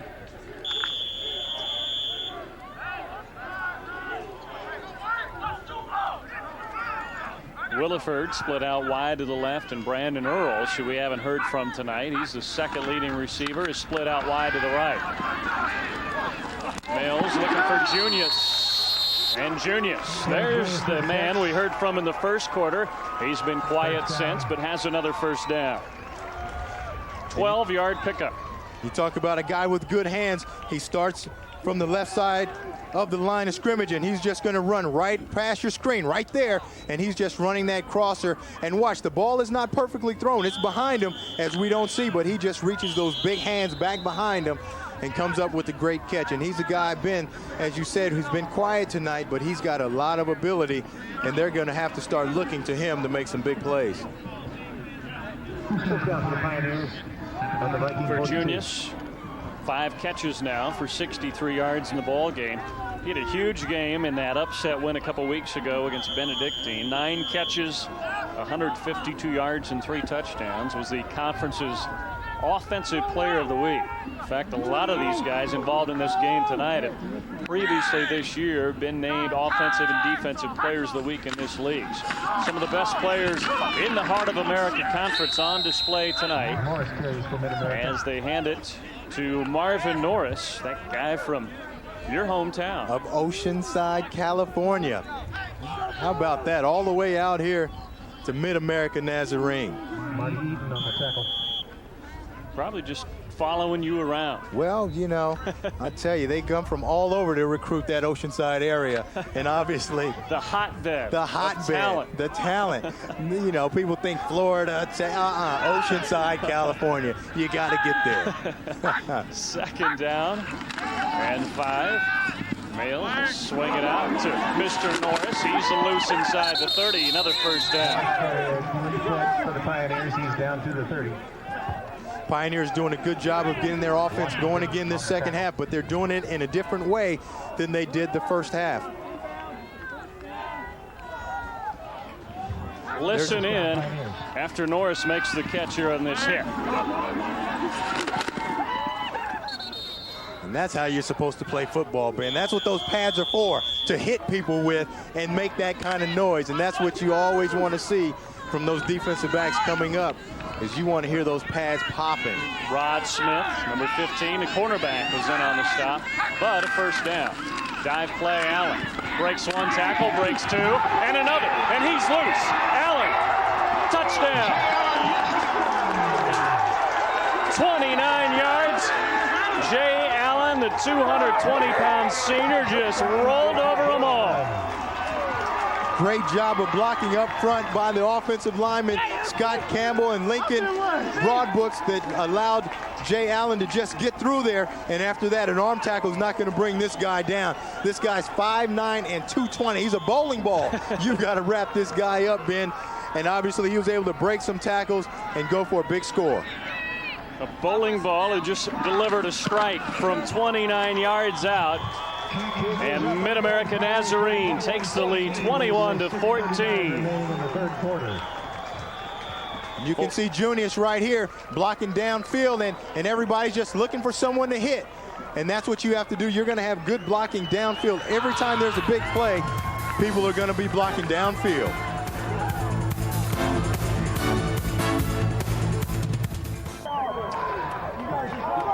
Jay Allen, his second touchdown of the night, gives his team a 21-14 lead. As Thompson struggles with the kick return, and he's drilled back at the 15-yard line. Good coverage by the Pioneers.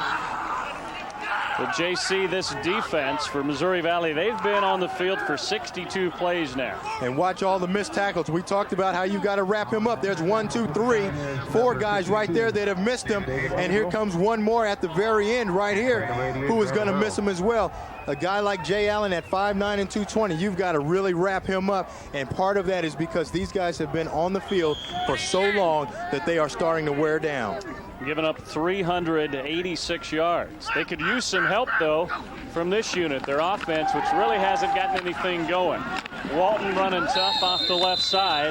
Good yardage on first down. But figure they've got to get Walton involved in this offense. He's been held to about 25 yards tonight, and he's the 4th leading rusher in the conference, over 1,000 yards on the season, just to give their defense a rest, if nothing else. That's exactly right. They really have to get him the ball a lot. You see he's got 25 yards on 8 rushes, but with the way that the quarterback Coolin is playing right now, he is not really on top of his game, so the running game has got to be the thing that gets these guys through this ball game.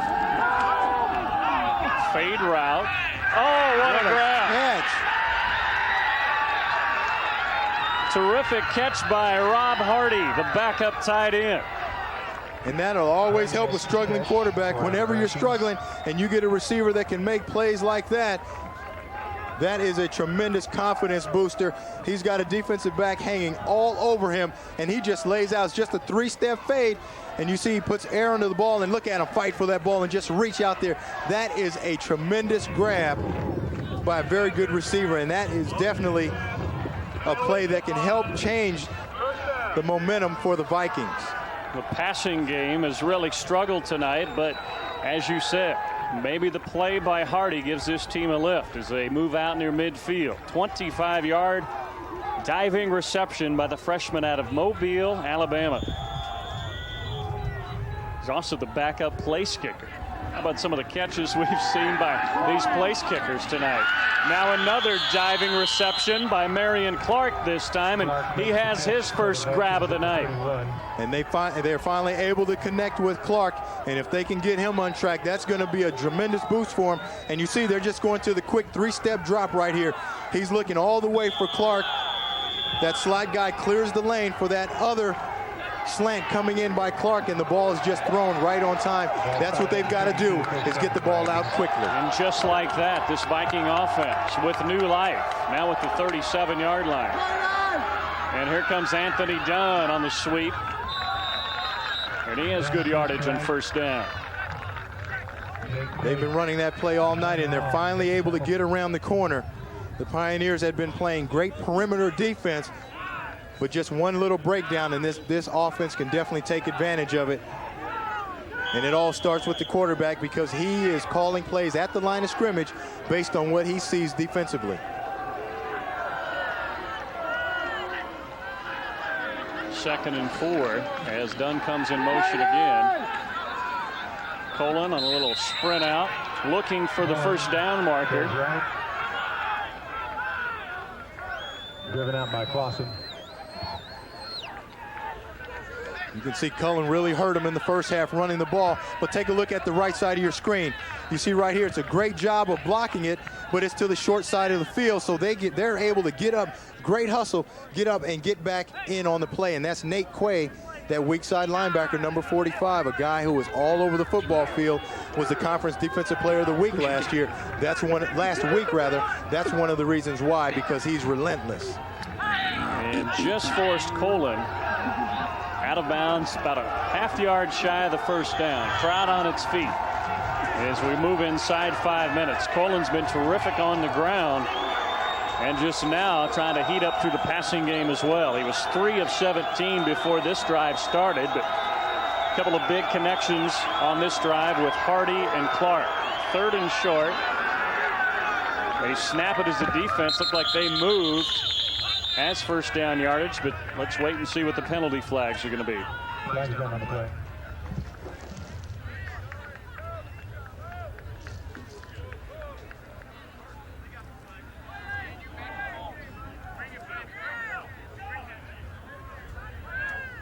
A lot of discussion there.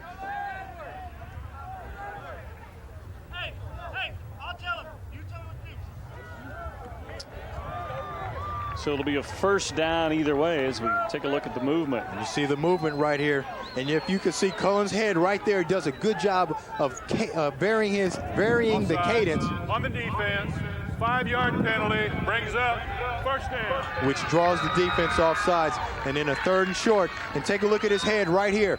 You can see him right there. See him right there, Hut. And that just brings the defensive lineman off sides. And that's a great job of changing the cadence by the quarterback Cullen. Now here's Walton trying to squirt outside, and boy, they've just had 2 and 3 guys there all night long, plus a penalty flag comes in.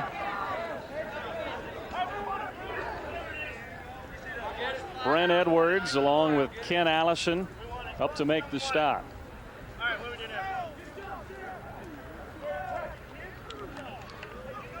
And it's going to be a holding violation on Missouri Valley. So just as they start to mount a drive here, a critical holding penalty is going to march them back. Let's take a look here. As Jake Daneman, number 40, comes in motion. And we'll see him right there. And you see right there, whenever you get your hands outside of the framework of your body, they're going to get you every time for holding. 10-yard penalty, repeat first down. And you see the initial block was good, but once you get your hands extended outside the framework and outside the shoulders, they're going to get you every time for that. It shows you how this defense is flying to the football when Walton gets the call. Despite the holding penalty, still 2-3 guys there defensively to bring him down for a short gain. Now a first and a whole bunch. They want to set up the screen to the backside, and Crane probably could have made a play on that ball, but just let it slip by. And almost a big play. They've got the screen set up, but Jeremy Worth, and typically on the screen, you want to let those guys through, but not this fast. Look how fast Jeremy Worth gets through there and doesn't allow Cullen time to even get the ball set up over there for the screen. If they could complete that pass, they've got a big gain. But credit Jeremy Worth for getting through there and getting a lot of pressure on the quarterback, not allowing him to complete the pass. Second down now. They need to get all the way to the 12-yard line.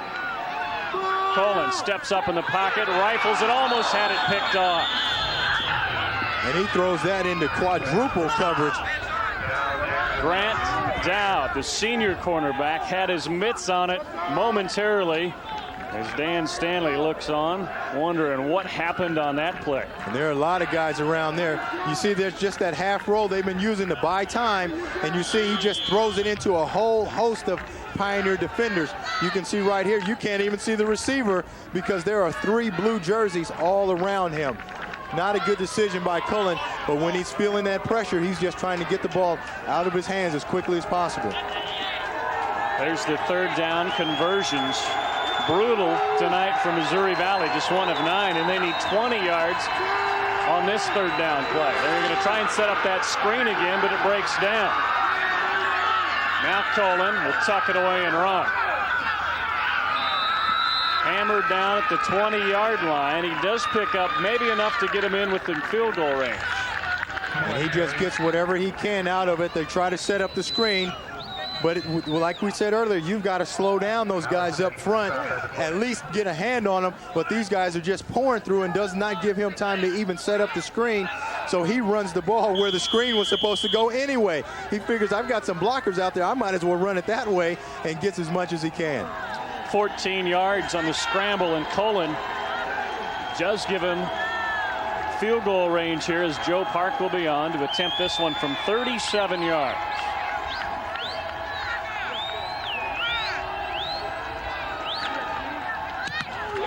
Blocked. Our second blocked field goal of the night as the crowd explodes to its feet. Dan Stanley had a chance on this drive to maybe tie it up and sees a field goal by Joe Park get blocked. And that is a huge play. Seemed like the Vikings were starting to roll offensively, got into field goal range, and the field goal gets blocked. And we can see it coming right here. I think it's going to be Brandon Earls, 88. Right there, coming around the corner. Number 88, Brandon Earls. 6-foot receiver, just uses his speed and gets around the corner.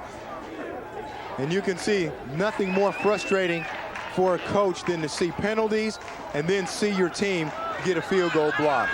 And Earls, the wide receiver, back in on offense this time. Little inside handoff. Williams picking his way through the middle, and he's out across midfield. Mike Williams carries to the 50. And that play has worked for them all night, Ben. You've got to credit this offensive line with Rodden, Papard, Abels, Broadbrooks, and Campbell. Those guys are getting it done up front. As you can see right here, and the lead block by Jay Allen. I mean, they are just mowing down Viking defenders. That gives Mike Williams a lot of room to run up the middle, and he's hitting that hole quickly like you want to see a running back hit it. Williams having a big third quarter. And this defense, Missouri Valley, showing signs of wearing down a bit. They've been on the field much of the night as Allen catches one in the flat and steps out at the 47-yard line. Good decision by Males, just getting whatever the defense will allow him to get. They actually had a receiver running downfield that wasn't open, so instead he just looks at his outlet, the fullback, who just runs to the flat. And you see he's looking downfield, there's nobody there, so he just throws the ball right to the flat and gets whatever he can with Jay Allen. Updated numbers on Mike Williams.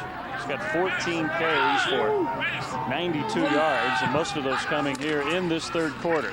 And Allen just tripped up as he crosses the 45. To the 45. Tackled by Brown. In fact, at halftime, Mike Williams had just 29. So the bulk of that yardage coming in this third quarter. Take a look at Jacobs at the bottom of the screen right here, just fighting off the blocker to make that play. And if he doesn't make that play, that's another big gain for the Pioneers. The Vikings defensively are very tired. They've been on the football field a very long time. Continuing to rack up big numbers. Now over 400 yards of offense for the night. Here's Williams, sidesteps the defender, has a first down and more. No, he stepped out of bounds. Almost broke it to the house, but Williams, a nifty move on the sideline to pick up the first down. At the 35-yard line of the Vikings. And that's a screen that they're using also to let that front guys, you see, they're just letting those guys up front come in. He just throws it to Williams. But look the block down there by Jeff Rodden. Those linemen are getting out and making blocks, and you see it right there. And that's what makes the play. He is out there blocking a cornerback, number 15, Rod Smith, that allows Mike Williams to turn that ball up and almost scores a touchdown. 11 yards and a first down in the screen pass. Offset eye. Williams, the deep man. Option play. Good block from Allen. Stays on his feet. Looking for the end zone. Touchdown. 34 yards, and Mike Williams slashing them up in the third quarter. And this defense is extremely tired, and you can always tell when the defense gets tired because they start missing tackles. They don't wrap up. They don't get in great position, and that's what happened on that particular play. Give the Pioneers a lot of credit because they know they're tired, so they're hammering the ball right at them. And you can see Mike Williams is having a big night so far. 98 yards in the third quarter alone. Nice job. So it was Allen, the fullback, on the last drive breaking loose, and this time it's the tailback Mike Williams. Houchin on, bangs through the PAT, and the lead has grown to 14. Minute 47 left to play in the third quarter, and Mike Williams has given Mid-America a 28-14 lead. And here's the touchdown. It's just a little option play, and you see they make Males pitch it quickly, but look, there's one missed tackle. The cornerback, Rod Smith, doesn't give it full effort, and from there, it is off to the races, and you can see even Mike Williams knows it, and he just slows down at the end. But that is a good job of the Pioneers by staying very aggressive offensively and pounding the football at the Vikings. What an impressive game plan tonight by Mike Redwine, and he had his team ready to play. This is a team, really, JC, they've played like their back's been to the wall. They know they need to win this game to keep their playoff hopes alive. They already have 2 losses in the conference. That's exactly right. And on that scoring drive, as we saw, 5 plays, 71 yards. It only took them 1 minute and 22 seconds to go all the way down the football field and score a touchdown.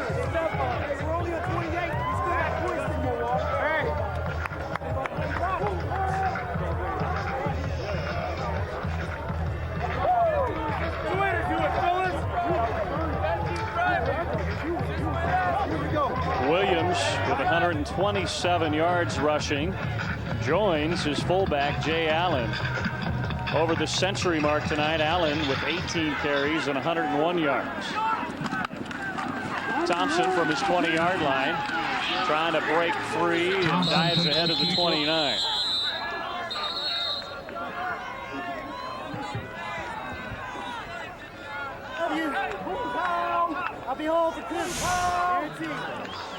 Scoring drive here is Mike Williams breaking free, and then they swing it out to Williams. It's really been the Mike Williams show here in this third quarter, both on the ground and through the air. And here's the last touchdown run as he keeps his feet. Got a great block there from Jay Allen. Mike Williams, as we see right here, had a tremendous third quarter. Dunn stepping back, looking downfield. Now he's going to go down in the backfield. Dunn has thrown 14 passes on the year, but Mid-America ready for it, and the frustration starting to build. And you can see the momentum right there for the Pioneers, both offensively and defensively. They are really feeling it right now. Great job of coverage downfield. Nobody gets fooled by the double pass, and they actually come up with a big sack on the play. Credit the secondary for doing their own job and minding their own business. Back to the pass, Dunn. Short gain on second down and long. Maybe gets back to the original line of scrimmage. And now down 14. They may have to all but abandon the running game in Javon Walton. And you can see right now they just do not seem to be in sync offensively. They're trying the trick play to make a big play somehow. It doesn't work, and then they come back and they throw a short pass for 2 yards when they've got third and long facing them right now. They've got to get the ball downfield. 3rd and 13. Colin rifles it to Dunn, but he's knocked down 4 yards shy of the first down. And on 3rd down and long, you've got to get past that first down marker. There's no reason to run a short pattern and get tackled short of the first down, and you've got to punt the ball away anyway. And Dan Stanley wanted to get a timeout. Now he gets it with 4.4 left to play. He wants to take advantage of this big wind as they'll punt it away from their own 37-yard line.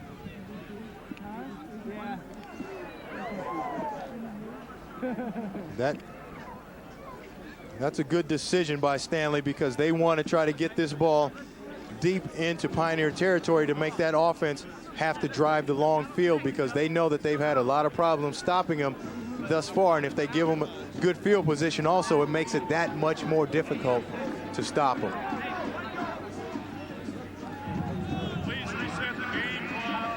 Well, as we have the final play of the third quarter here, do keep in mind that last year in this contest, Missouri Valley trailed 21-6 after 3 quarters, and they rallied against the Pioneers to win it 28-24. Plus, the Vikings have been in a lot of tight games this year. Their last 2 victories, last 2 Saturdays, have come in overtime.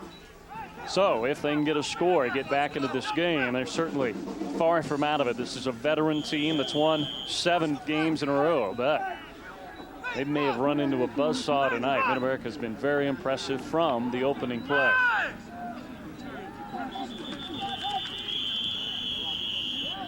Nice slide, Long. Stop, man. Way to get the pass ready.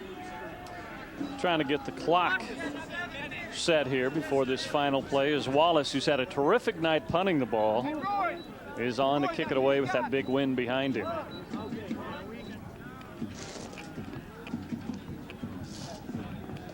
The Pioneers have Mid-America Nazarene taking absolutely no chances on this. They are expecting fake the entire way. They don't have anyone with their hand on the ground. All 11 players are standing up looking at the football at the snap. Deep man is Matt Essex.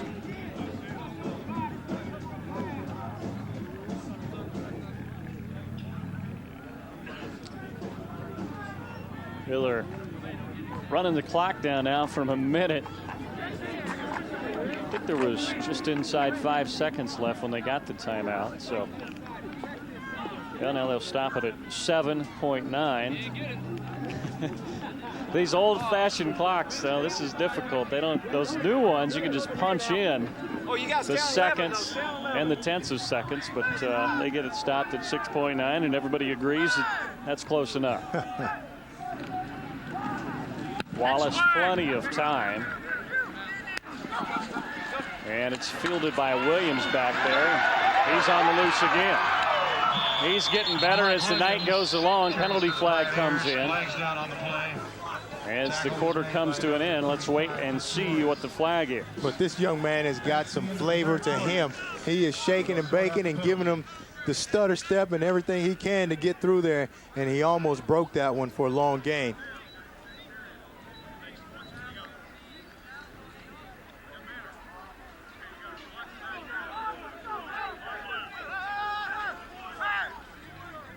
And here's the signal from our referee. Block in the back on the return. So what looked like was going to be excellent field position. This will work out to Missouri Valley's benefit as it's going to back up the Pioneers. Well, they'll start their drive, begin the fourth quarter.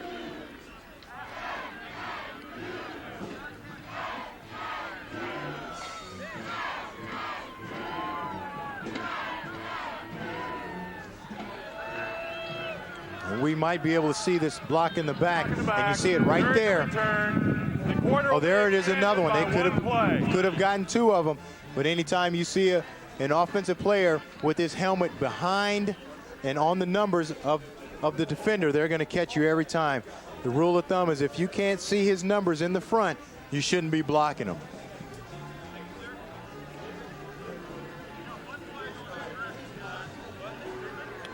So Mike Redwine looking on, and got to be impressed with the way he's had his team prepared tonight. Coming off that heartbreaking loss last week to Lindenwood by a point. Had his team ready to play tonight to take on the number 10 team in the nation, a team that has rolled through the Heart of America Conference and sits atop the conference standings with a 6-0 record. Redwine's team coming in at 4-2 and in need of a victory tonight. So here will be the final play of the third quarter.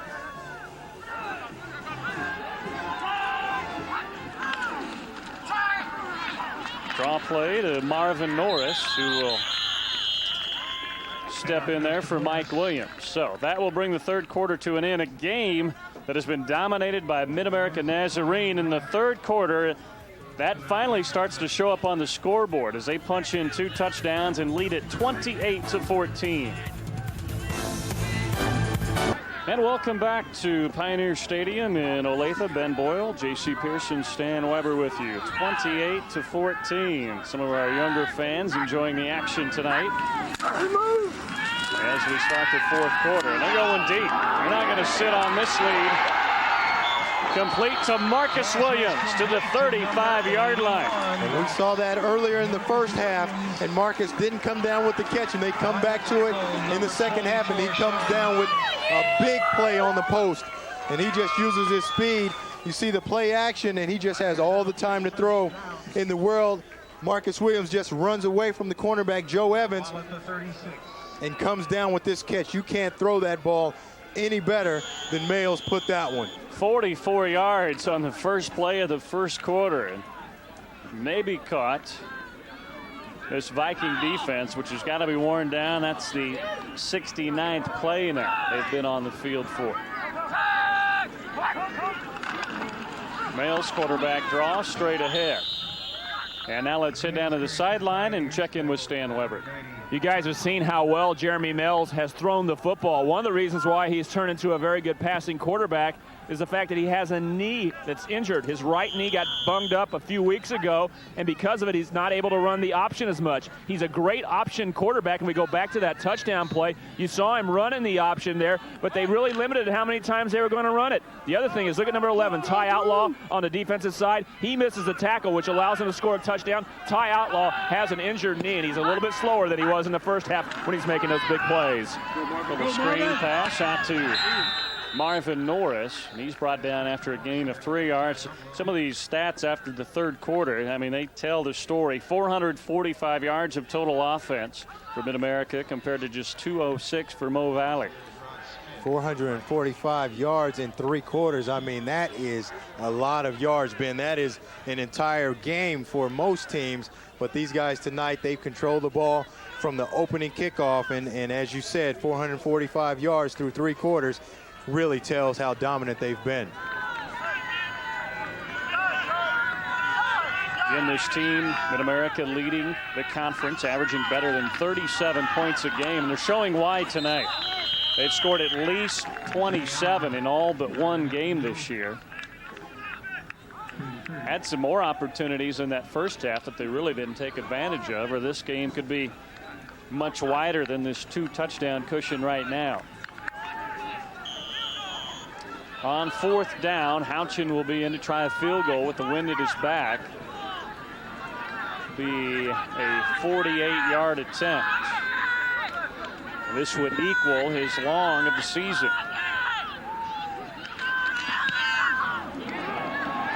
It's long enough, and it's good. Jake Houchin with plenty of leg. Long enough is an understatement, Ben. That thing was shot out of a cannon and probably would have been good from about 58. Got it up in that jet stream. Houchin extends the lead to 17.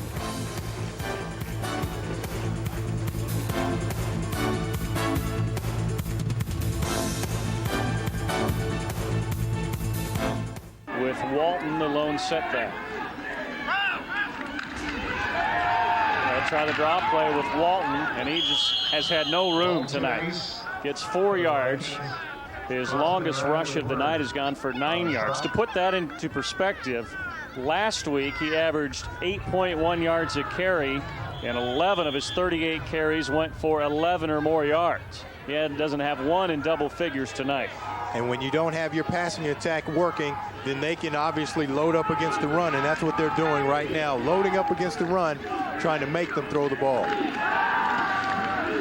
Swing it out to the slot man, and he ducks ahead for 2 yards. You can't say enough about the pursuit of this Pioneer defense. They throw the screen outside and really doesn't gain anything because of the pursuit. These guys are doing a great job defensively of running to the football. As we'll take a look, we'll see this just quick screen at the top right here, but there's nowhere for him to go. It's a great job of team defense by the Pioneers. There's 4 guys out there before he can get anywhere downfield. Walton, this time he's got a hole, and he's across midfield and still going.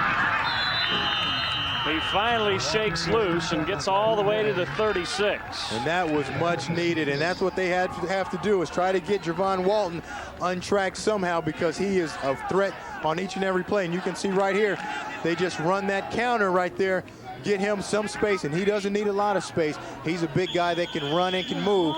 And as I said, he doesn't need a lot, but they need to get him the ball in the open field much more. 24 yards on that burst in the first down. They'll try Walton again off the right side.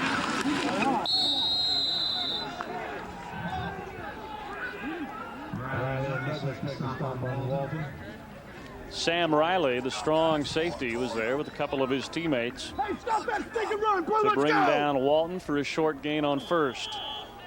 They're doing a good job now of starting to run the ball, but it may be a case of too little too late. They've got 10 minutes left in this ball game, and they've got to get some points on the board quickly. Approaching the 10-minute mark. Play action. Colin going deep over the middle.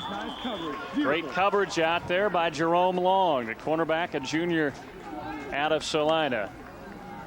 And Jerome has made some good plays as well in coverage so far tonight. They seem to be going away from their big play guy, Marion Clark, who's isolated on Rory Johnson, and trying to start to work on Jerome Long. But wherever they go, somebody's got to come up with the big play for the Vikings. And Clark has been locked up all night. Just one catch for 13 yards. We'll take a closer look at those numbers here in a minute. So we have a third down play. Getting some heat. Colin. Now he'll buy some time and duck ahead to the 31-yard line. And that's one of the reasons why Clark only has one catch also. It makes it real easy to defend a receiver when you've got heat on a quarterback like that. I mean, the Pioneers seem like nobody was blocked that time, and they are all over Cullen. Doesn't even give him a chance to set up to even look downfield. And this graphic here probably illustrates the story the best. Those folks are two of the best players in this conference. Walton, who had been totally shut down until this drive, and Clark with just one catch for 13 yards. So a fourth down play. Colin has time and knocked away. Rory Johnson there again. Clark, though, probably should have had it. And there again, Rory Johnson does a good job in coverage. He's man on man against Marion Clark. And as I said earlier, when you've made some plays against the guy and you are always around him, he starts to feel you and he drops passes that he should make. You see right here on the dig, that is another pass that Clark should make. He's got to use his body and come back and make that catch, but he's used to Johnson being all over him as he's been all night and doesn't come down with the ball. And there's Johnson again. And he is fired up because he's having a tremendous ball game covering the conference's leading receiver. Yeah, tremendous, maybe an understatement. Unofficially, we have Johnson with 9 passes broken up in this game. Are you kidding me? That's more than most guys have in an entire season. And he's playing against, as we said, the leading receiver in the conference, and he's playing him man-to-man. Wow. That may be an any league all-world all-time record right there. 9. You never had 9 in practice, did you? Not even close. I've had receivers catch 9 balls on me, but I haven't had 9 breakups. So give Rory Johnson right there.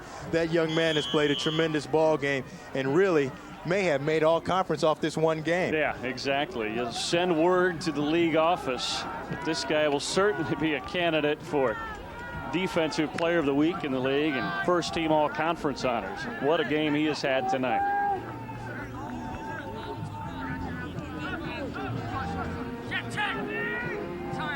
Second and 12, and Males didn't look like what he saw in the defense. Gets a timeout with 8:50 left to go. We'll take a timeout as well.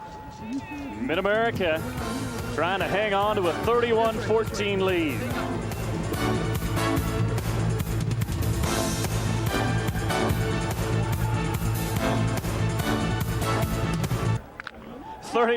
Conference's leading receiver. Yeah, tremendous, maybe an understatement. Unofficially, we have Johnson with 9 passes broken up in this game. Are you kidding me? That's more than most guys have in an entire season. And he's playing against, as we said, the leading receiver in the conference, and he's playing him man-to-man.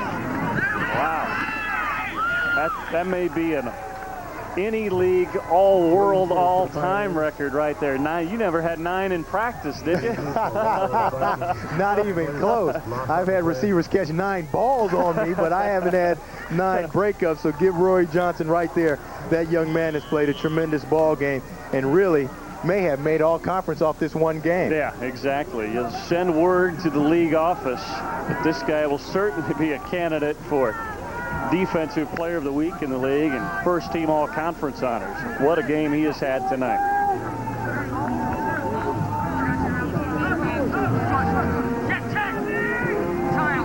Second and 12, and Males didn't look like what he saw in the defense. Gets a timeout with 8:50 left to go. We'll take a timeout as well. Mid-America trying to hang on to a 31-14 lead.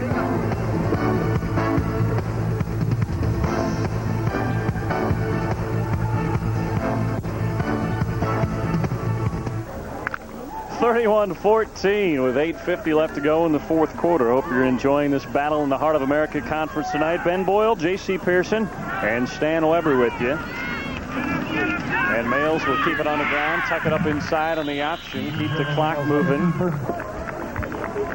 That's exactly right, Ben. You're going to see a lot of runs now from the Pioneers. They want to keep this clock moving because the clock is definitely their ally. Not only are they ahead 31-14, but the more time they can run off this clock and get out of here with the win, the happier they'll be. Mid-America came in averaging 397 yards of total offense, but they have blown by that standard tonight.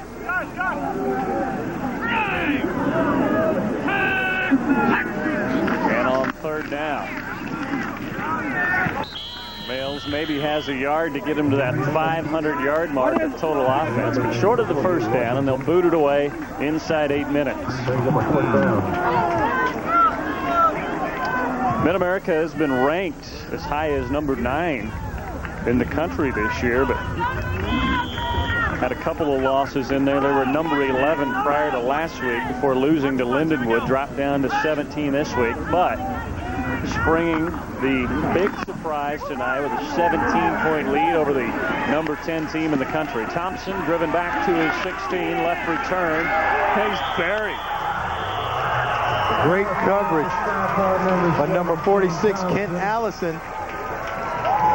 And that's what you want to have. You want to have guys on your special teams units that are just relentless, and headhunters just going to go down there, have no regards for their body, and try to make a play. And you can see right there, there's the guy, Kent Allison. You see right here, he's just going to come out of nowhere right there and never slows down. And that's the key to a good coverage unit. They don't break down. They continue to run all the way through the ball carrier. MoVal will take over inside their own 20-yard line, and they've got all kinds of work. Down 17 with 7:26 left to go. Colin, complete. Hardy at the 30, first down. Complete to number 80. They finally seem to get something going. They run Hardy on that curl in front of man coverage.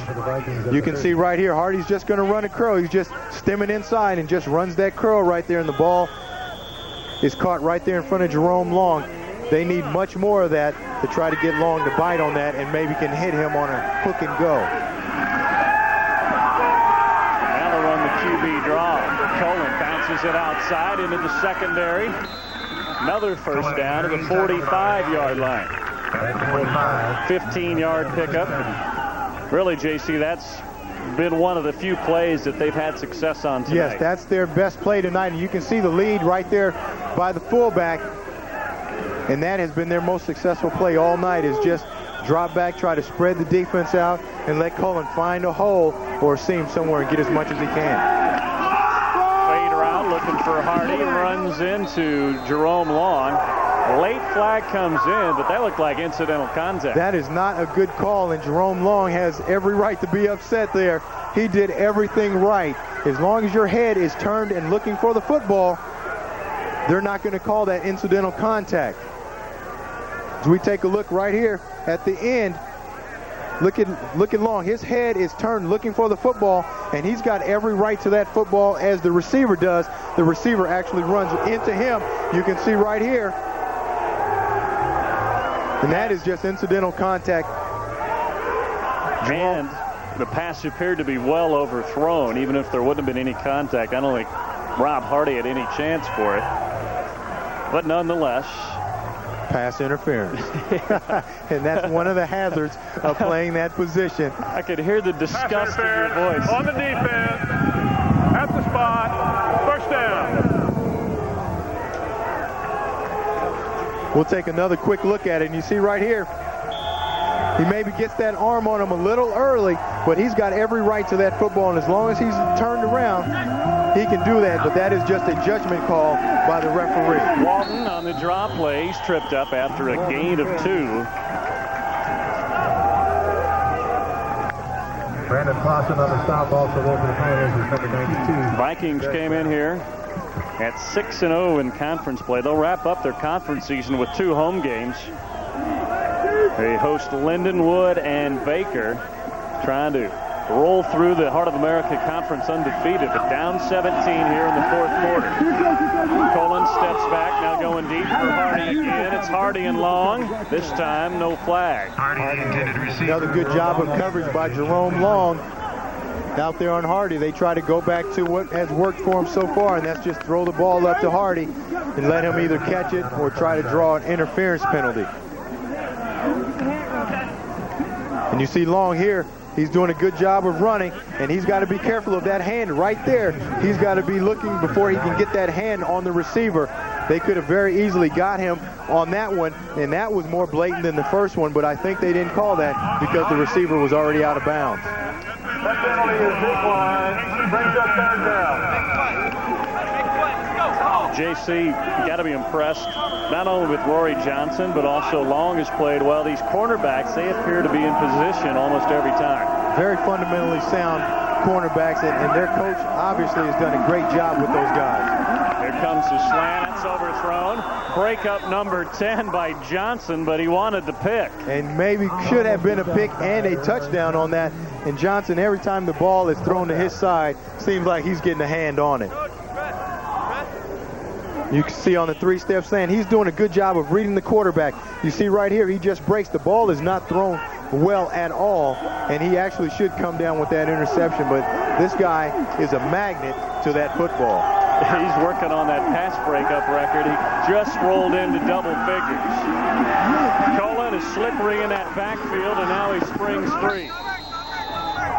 Steps inside the 20-yard line and picks up a first down. And he's been their most productive guy. They haven't been able to get anything established on the run or through the air, so Cullen has to do everything he possibly can. This breaks down, it's a pass, but again, he is doing everything he can, just pulls it down, and it comes away with a big 20-yard gain. Big fourth down play by the quarterback, Josh Kohler.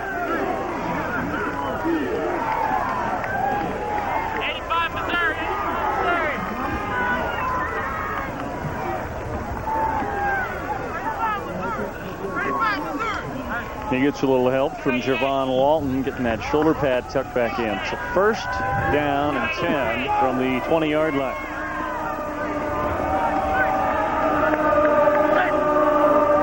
Colin about to go over 100 yards on the ground. Oh, here comes some heat. Colin still alive, now throws it away. Nate Quay had him in his gun sights and couldn't wrap him up. What a tough kid. I mean, he's taking shot after shot all night, and he keeps getting up. And you can see right here, he rolls to his left, so he doesn't see Nate Quay until the last second right there. And Nate Quay just doesn't get a square hit on him, and he just rolls out, and then he takes another hit by Nate Quay again at the end of the play. And I know he's feeling very battered and bruised right now, Ben, but he's doing everything he possibly can to get his team in the end zone. Yeah, give him some credit, even though it's been a tough night passing. He has been scrambling around, making a lot of big plays just to give his team a glimmer of hope. Fade route, looking for a Hardy. Some more contact as he was working against Long. Well defended, though. Again, Long was right there. And what Long is doing so well against this fade route is getting his body in front of the receiver, so the receiver has to run through him. You can see it's just a three-step fade, but look at Long right here. Look at him get his body right there in front of the wide receiver, which is perfectly legal to make the receiver either have to come through him or adjust his route. That is a good job of running to the reception point and covering a fade by Jerome Long. Colin has a man open in the flat. Looking for the first down marker is Thomas Thompson. He's going to be just shy, so that'll bring up fourth down. Thompson making the catch. And there's no question here that the Vikings have got to go for it, but what they've got to do is get to the line of scrimmage much faster and get a play called. The time is definitely not on their side with 5 minutes and 20 seconds left in the ball game. They should be at the line of scrimmage with a play called, ready to go right now. Hardy is split out way wide to the right. You can't even see him in your screen, but they hand it off to Walton. And on second effort, he'll have the first down. And even though the clock stops on first downs, Cullen should have his team at the line of scrimmage calling a play right now. So as soon as they wind the clock, he's snapping the ball. A couple of fourth down conversions on this drive, but they need to get it in the end zone. We're inside 5 minutes now. And this will be first and goal. Crane in motion. They hand it to Walton. He's drilled immediately by Jeremy Worth and fights his way ahead for a few yards. The red zone is where Javon Walton is so tough with that big body, that 6 feet, 225-pound body. He doesn't need much to get in there.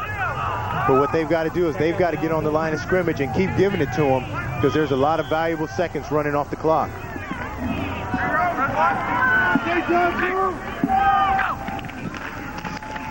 Walton, touchdown. That one was easy, but still plenty of work to do. 4:14 left to go and still down by 11. It's a good job by the Vikings of putting a drive together and getting all the way down and finally getting into the end zone. They just needed to do that much earlier and much quicker. 4 minutes left in this ball game, 4 minutes and 14 seconds. They're still down by 2 scores, so they're going to have to try to come up with the football somehow. For Walton, his second touchdown of the night and number 18 on the season. And Joe Park will try and trim the deficit to 10. And he connects. 31-21, 4:14 left to go as they march all the way down. Walton runs it in, and probably an onside kick coming up. Okay, and it looks like we have the hands team on the field to receive for Mid-America.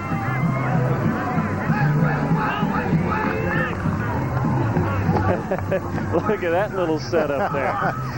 There's no surprise there, huh? And picked up and going the other way is Brandon Clausen. Almost broke it and brought down at the 20-yard line. That's how you handle those onside That's kicks. how you handle it, but when you're kicking the onside kick, you want to put some force on that, so you don't want linebackers like Clausen able to catch the ball. He's not used to catching the ball, but look how soft he kicks it. It doesn't even go 10 yards yet, and Clausen is up there at 8 yards to catch it. You want to put some force behind that ball so those guys up front have a hard time catching it. You can see he just kicked it a little too soft and rolled right into the hands of Clausen, who just took off running. Once he got it, he acted like he knew what to do with it, though, Ben. Well, some of those linebackers in college are former, like, fullbacks in high school. Maybe he was. He looked like he knew. He saw the end zone, but had one defender back there, Rod Smith, number 15, who slowed him down. And he'll keep it on the ground to run some clock here. 2 timeouts left in the ball game for Missouri Valley. First contact was made by Cox, number 59.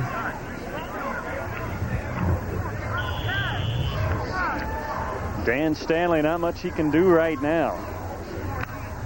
Going to see his 7-game winning streak come to an end tonight, barring a miracle. They escaped the last 2 weekends. A couple of overtime victories, one over Evangel, one over Benedictine, but Mid-America came ready to play tonight with their backs to the wall and in need of a victory.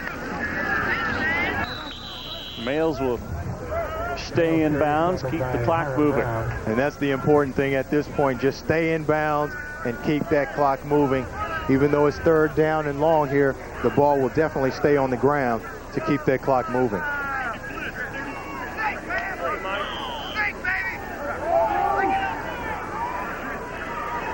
Mid-America's never been to the national playoffs. This program, in its 10th year under that man, Mike Redwine, the program was started back in 1972. They have been to 3 bowl games, but never to that 16-team national playoff. That's their goal this year, and this impressive win tonight will keep that dream alive. Toss sweep, and Williams back into the game. Fumbles it, and it goes out of bounds. He was trying to stay in bounds to keep the clock running, and then got hit and lost it out of bounds. And that was the turnover that the Vikings were looking for. Too bad they could not get to the ball before it got out of bounds. But you see Williams on the toss here. and he's just trying to get as much as he can and stay in bounds. And at the end right here, you see he turns it up to stay in bounds, and a helmet just hits the ball out of there. That is the type of turnover that the Vikings really needed. So they'll have 4th down and 2.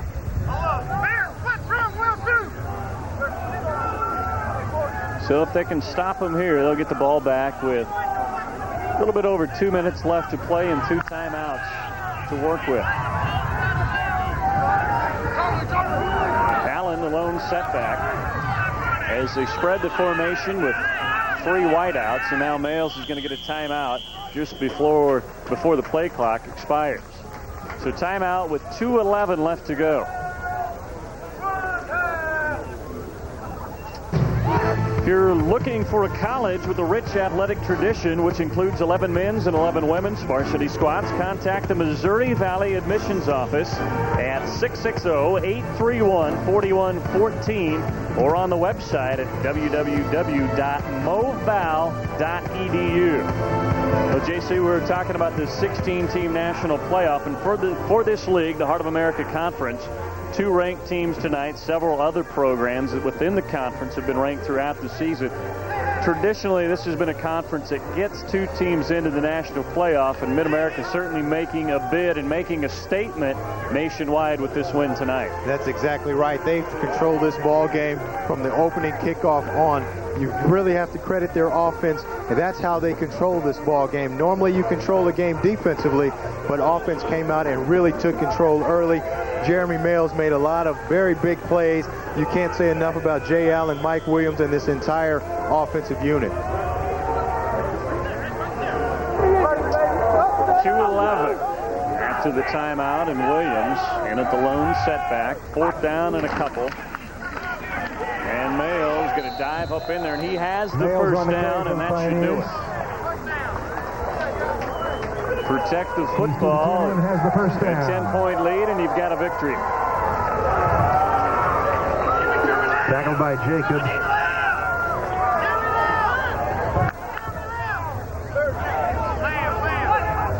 Well, for Dan Stanley, a disappointing defeat, but they still, despite the loss tonight, will still have a 1-game push in the Heart of America Conference. They came in at 6-0.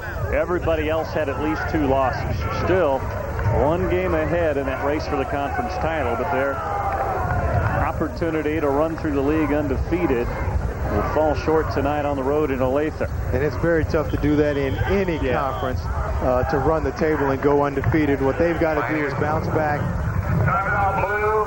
That is their 3rd sharp timeout. Show a lot of character next week and come back and try to rebound and get back on the winning track.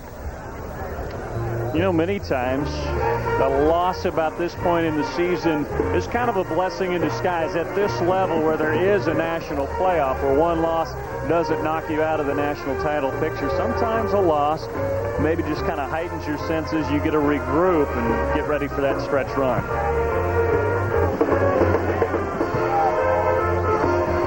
Mid-America Nazarene University, homegrown, world class, offering 39 fields of study and 6 degree options. What a great win for their football program tonight here in Olathe. And it looks like we're about ready for Halloween, aren't we? Yeah, that's right. A couple of days away. Come on, oh! Let's go, Sunday? Sunday. There'll probably be some interesting costumes at Arrowhead Stadium. At the Chiefs game, I'm sure there will be. Can't wait to see what our guy Rich Baldinger I'm sure gonna Rich come dressed as. He's supposed to have a surprise for us. I can only imagine. Males keeps it on the ground, trying to run as much clock as possible. Jeremy Males carries for the Pioneers. They run the option, but there is no way that Males is going to pitch that ball and take a chance of turning that ball over. So he just keeps it regardless of what's there. Puts 2 hands around it and falls down to keep this clock running, or force the Vikings to use some timeouts. We talked about Missouri Valley's final 2 games for Mid-America. They go on the road to Baker next week, a program that's always tough, and then back here on November 13th to host Graceland. Certainly they'll need those 2 victories to try and finish out the season 8-2 and then wait to see if they get that bid to the national playoffs. But got to get the job done at Baker next weekend before they can worry about that. This is a great springboard to the rest of their season because obviously they've got to feel good about what they've been able to do here tonight. Well, hope you enjoyed this game tonight. As we wrap up the final couple of minutes, will be more great football action tomorrow night on Metro Sports. Outstanding high school game. Shawnee Mission West taking on Blue Valley Northwest as the high school season also kind of rounding down to the final weeks of the season. That's tomorrow, live at 7 p.m. here on Metro Sports. Toss sweep. Williams looking for more yards. He's cut down at the 10. And a late flag comes in. Marvin Hooker, strong safety. With late hit. That's just frustration right there. There's no need for that, especially in this ball game as late as it is. And you can see Marvin Hooker right here, number 4. Look at this. Oof. Play is just late, and he just unloads on Brandon Earls. Wow, right in the grill. And you just got to use much better judgment. Obviously, he's very frustrated. They've been on the field an awful long time tonight. They haven't been as successful as they wanted to, and that's just a frustration penalty. I've been there many times, but what you have to learn is that you've got to be able to control that because obviously you get a personal foul penalty, gives them another first down, and this game is history from this point on. Now just kneel down. Don't get anybody hurt.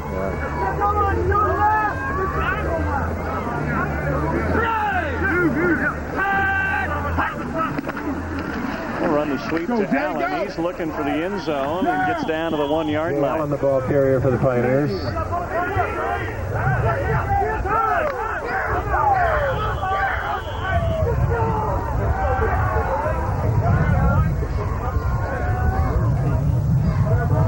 The second down and goal from the 1:53 seconds left to go.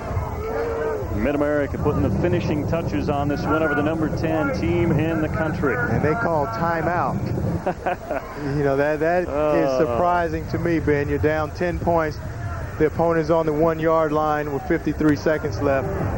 There's really no reason to call the time. Oh, the timeout was called by Mid-American Nazarene, which really doesn't make any sense. I mean, what do you need to do except kneel down? I mean, there's no reason to score any more points here and rub salt in the wound. Just kneel down, let the clock continue to run, and get out of here with the win. There's Rory Johnson, probably our player of the game. Without a doubt.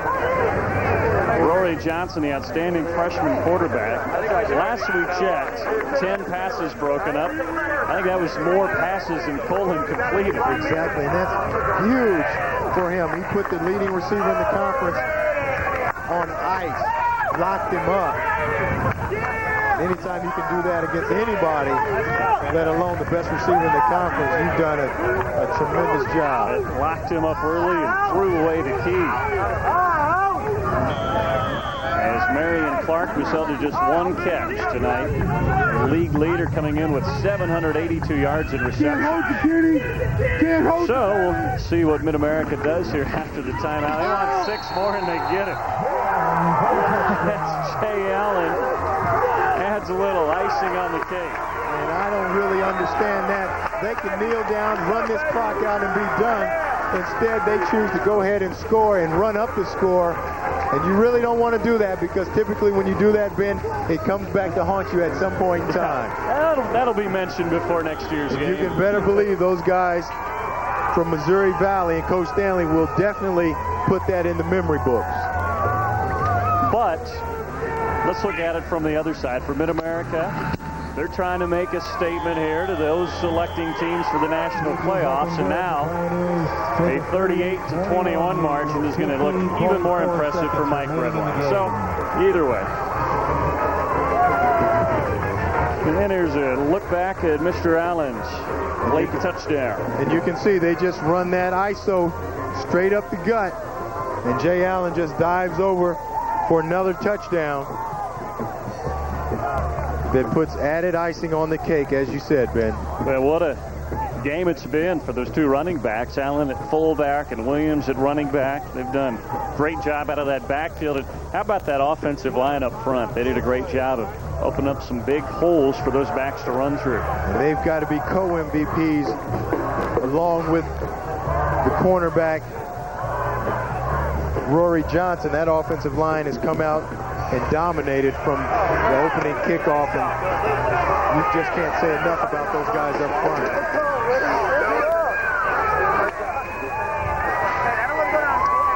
Let's see, I guess next Thursday, back to the MIAA, Emporia State and Missouri Western. And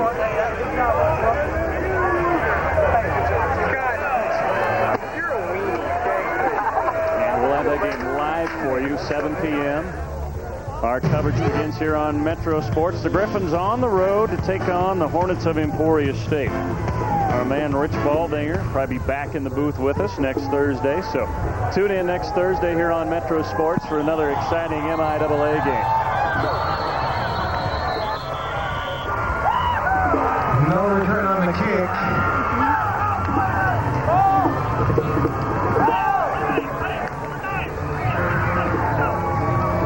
Go through the uprights? I think it was pretty close. We'll see if the Vikings just come out and try to run this clock out. Don't risk getting anyone injured and get off the football field. Or if they're going to try to get some points on the board in retaliation for what the Pioneers just did to them. Which was probably in retaliation for that late hit by Marvin Hooker. So.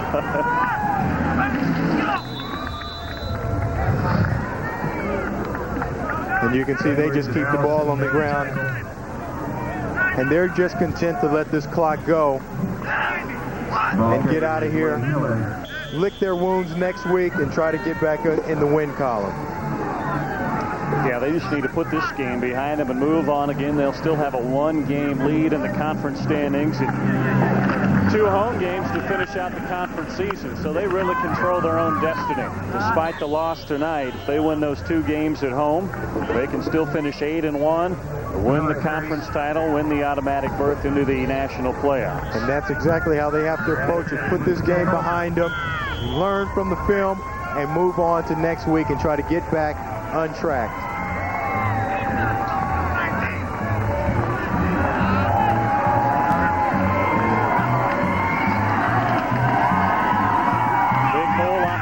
Side as Justin Zeal finally finishes off this final minute. And a big win for Mid-America, the number 17 team in the nation, keeping their dream for a bid of the national playoffs alive with an impressive win over the number 10 team in the nation. They win it 38-21, and for Dan Stanley, they can still win the conference title. They control their own destiny, but not tonight. Mid-America keeps their hopes alive, and they win it tonight, 38-21. Back to wrap it up after this. Win, MNU moves to 5-2 on the season. Missouri Valley is at 6-1.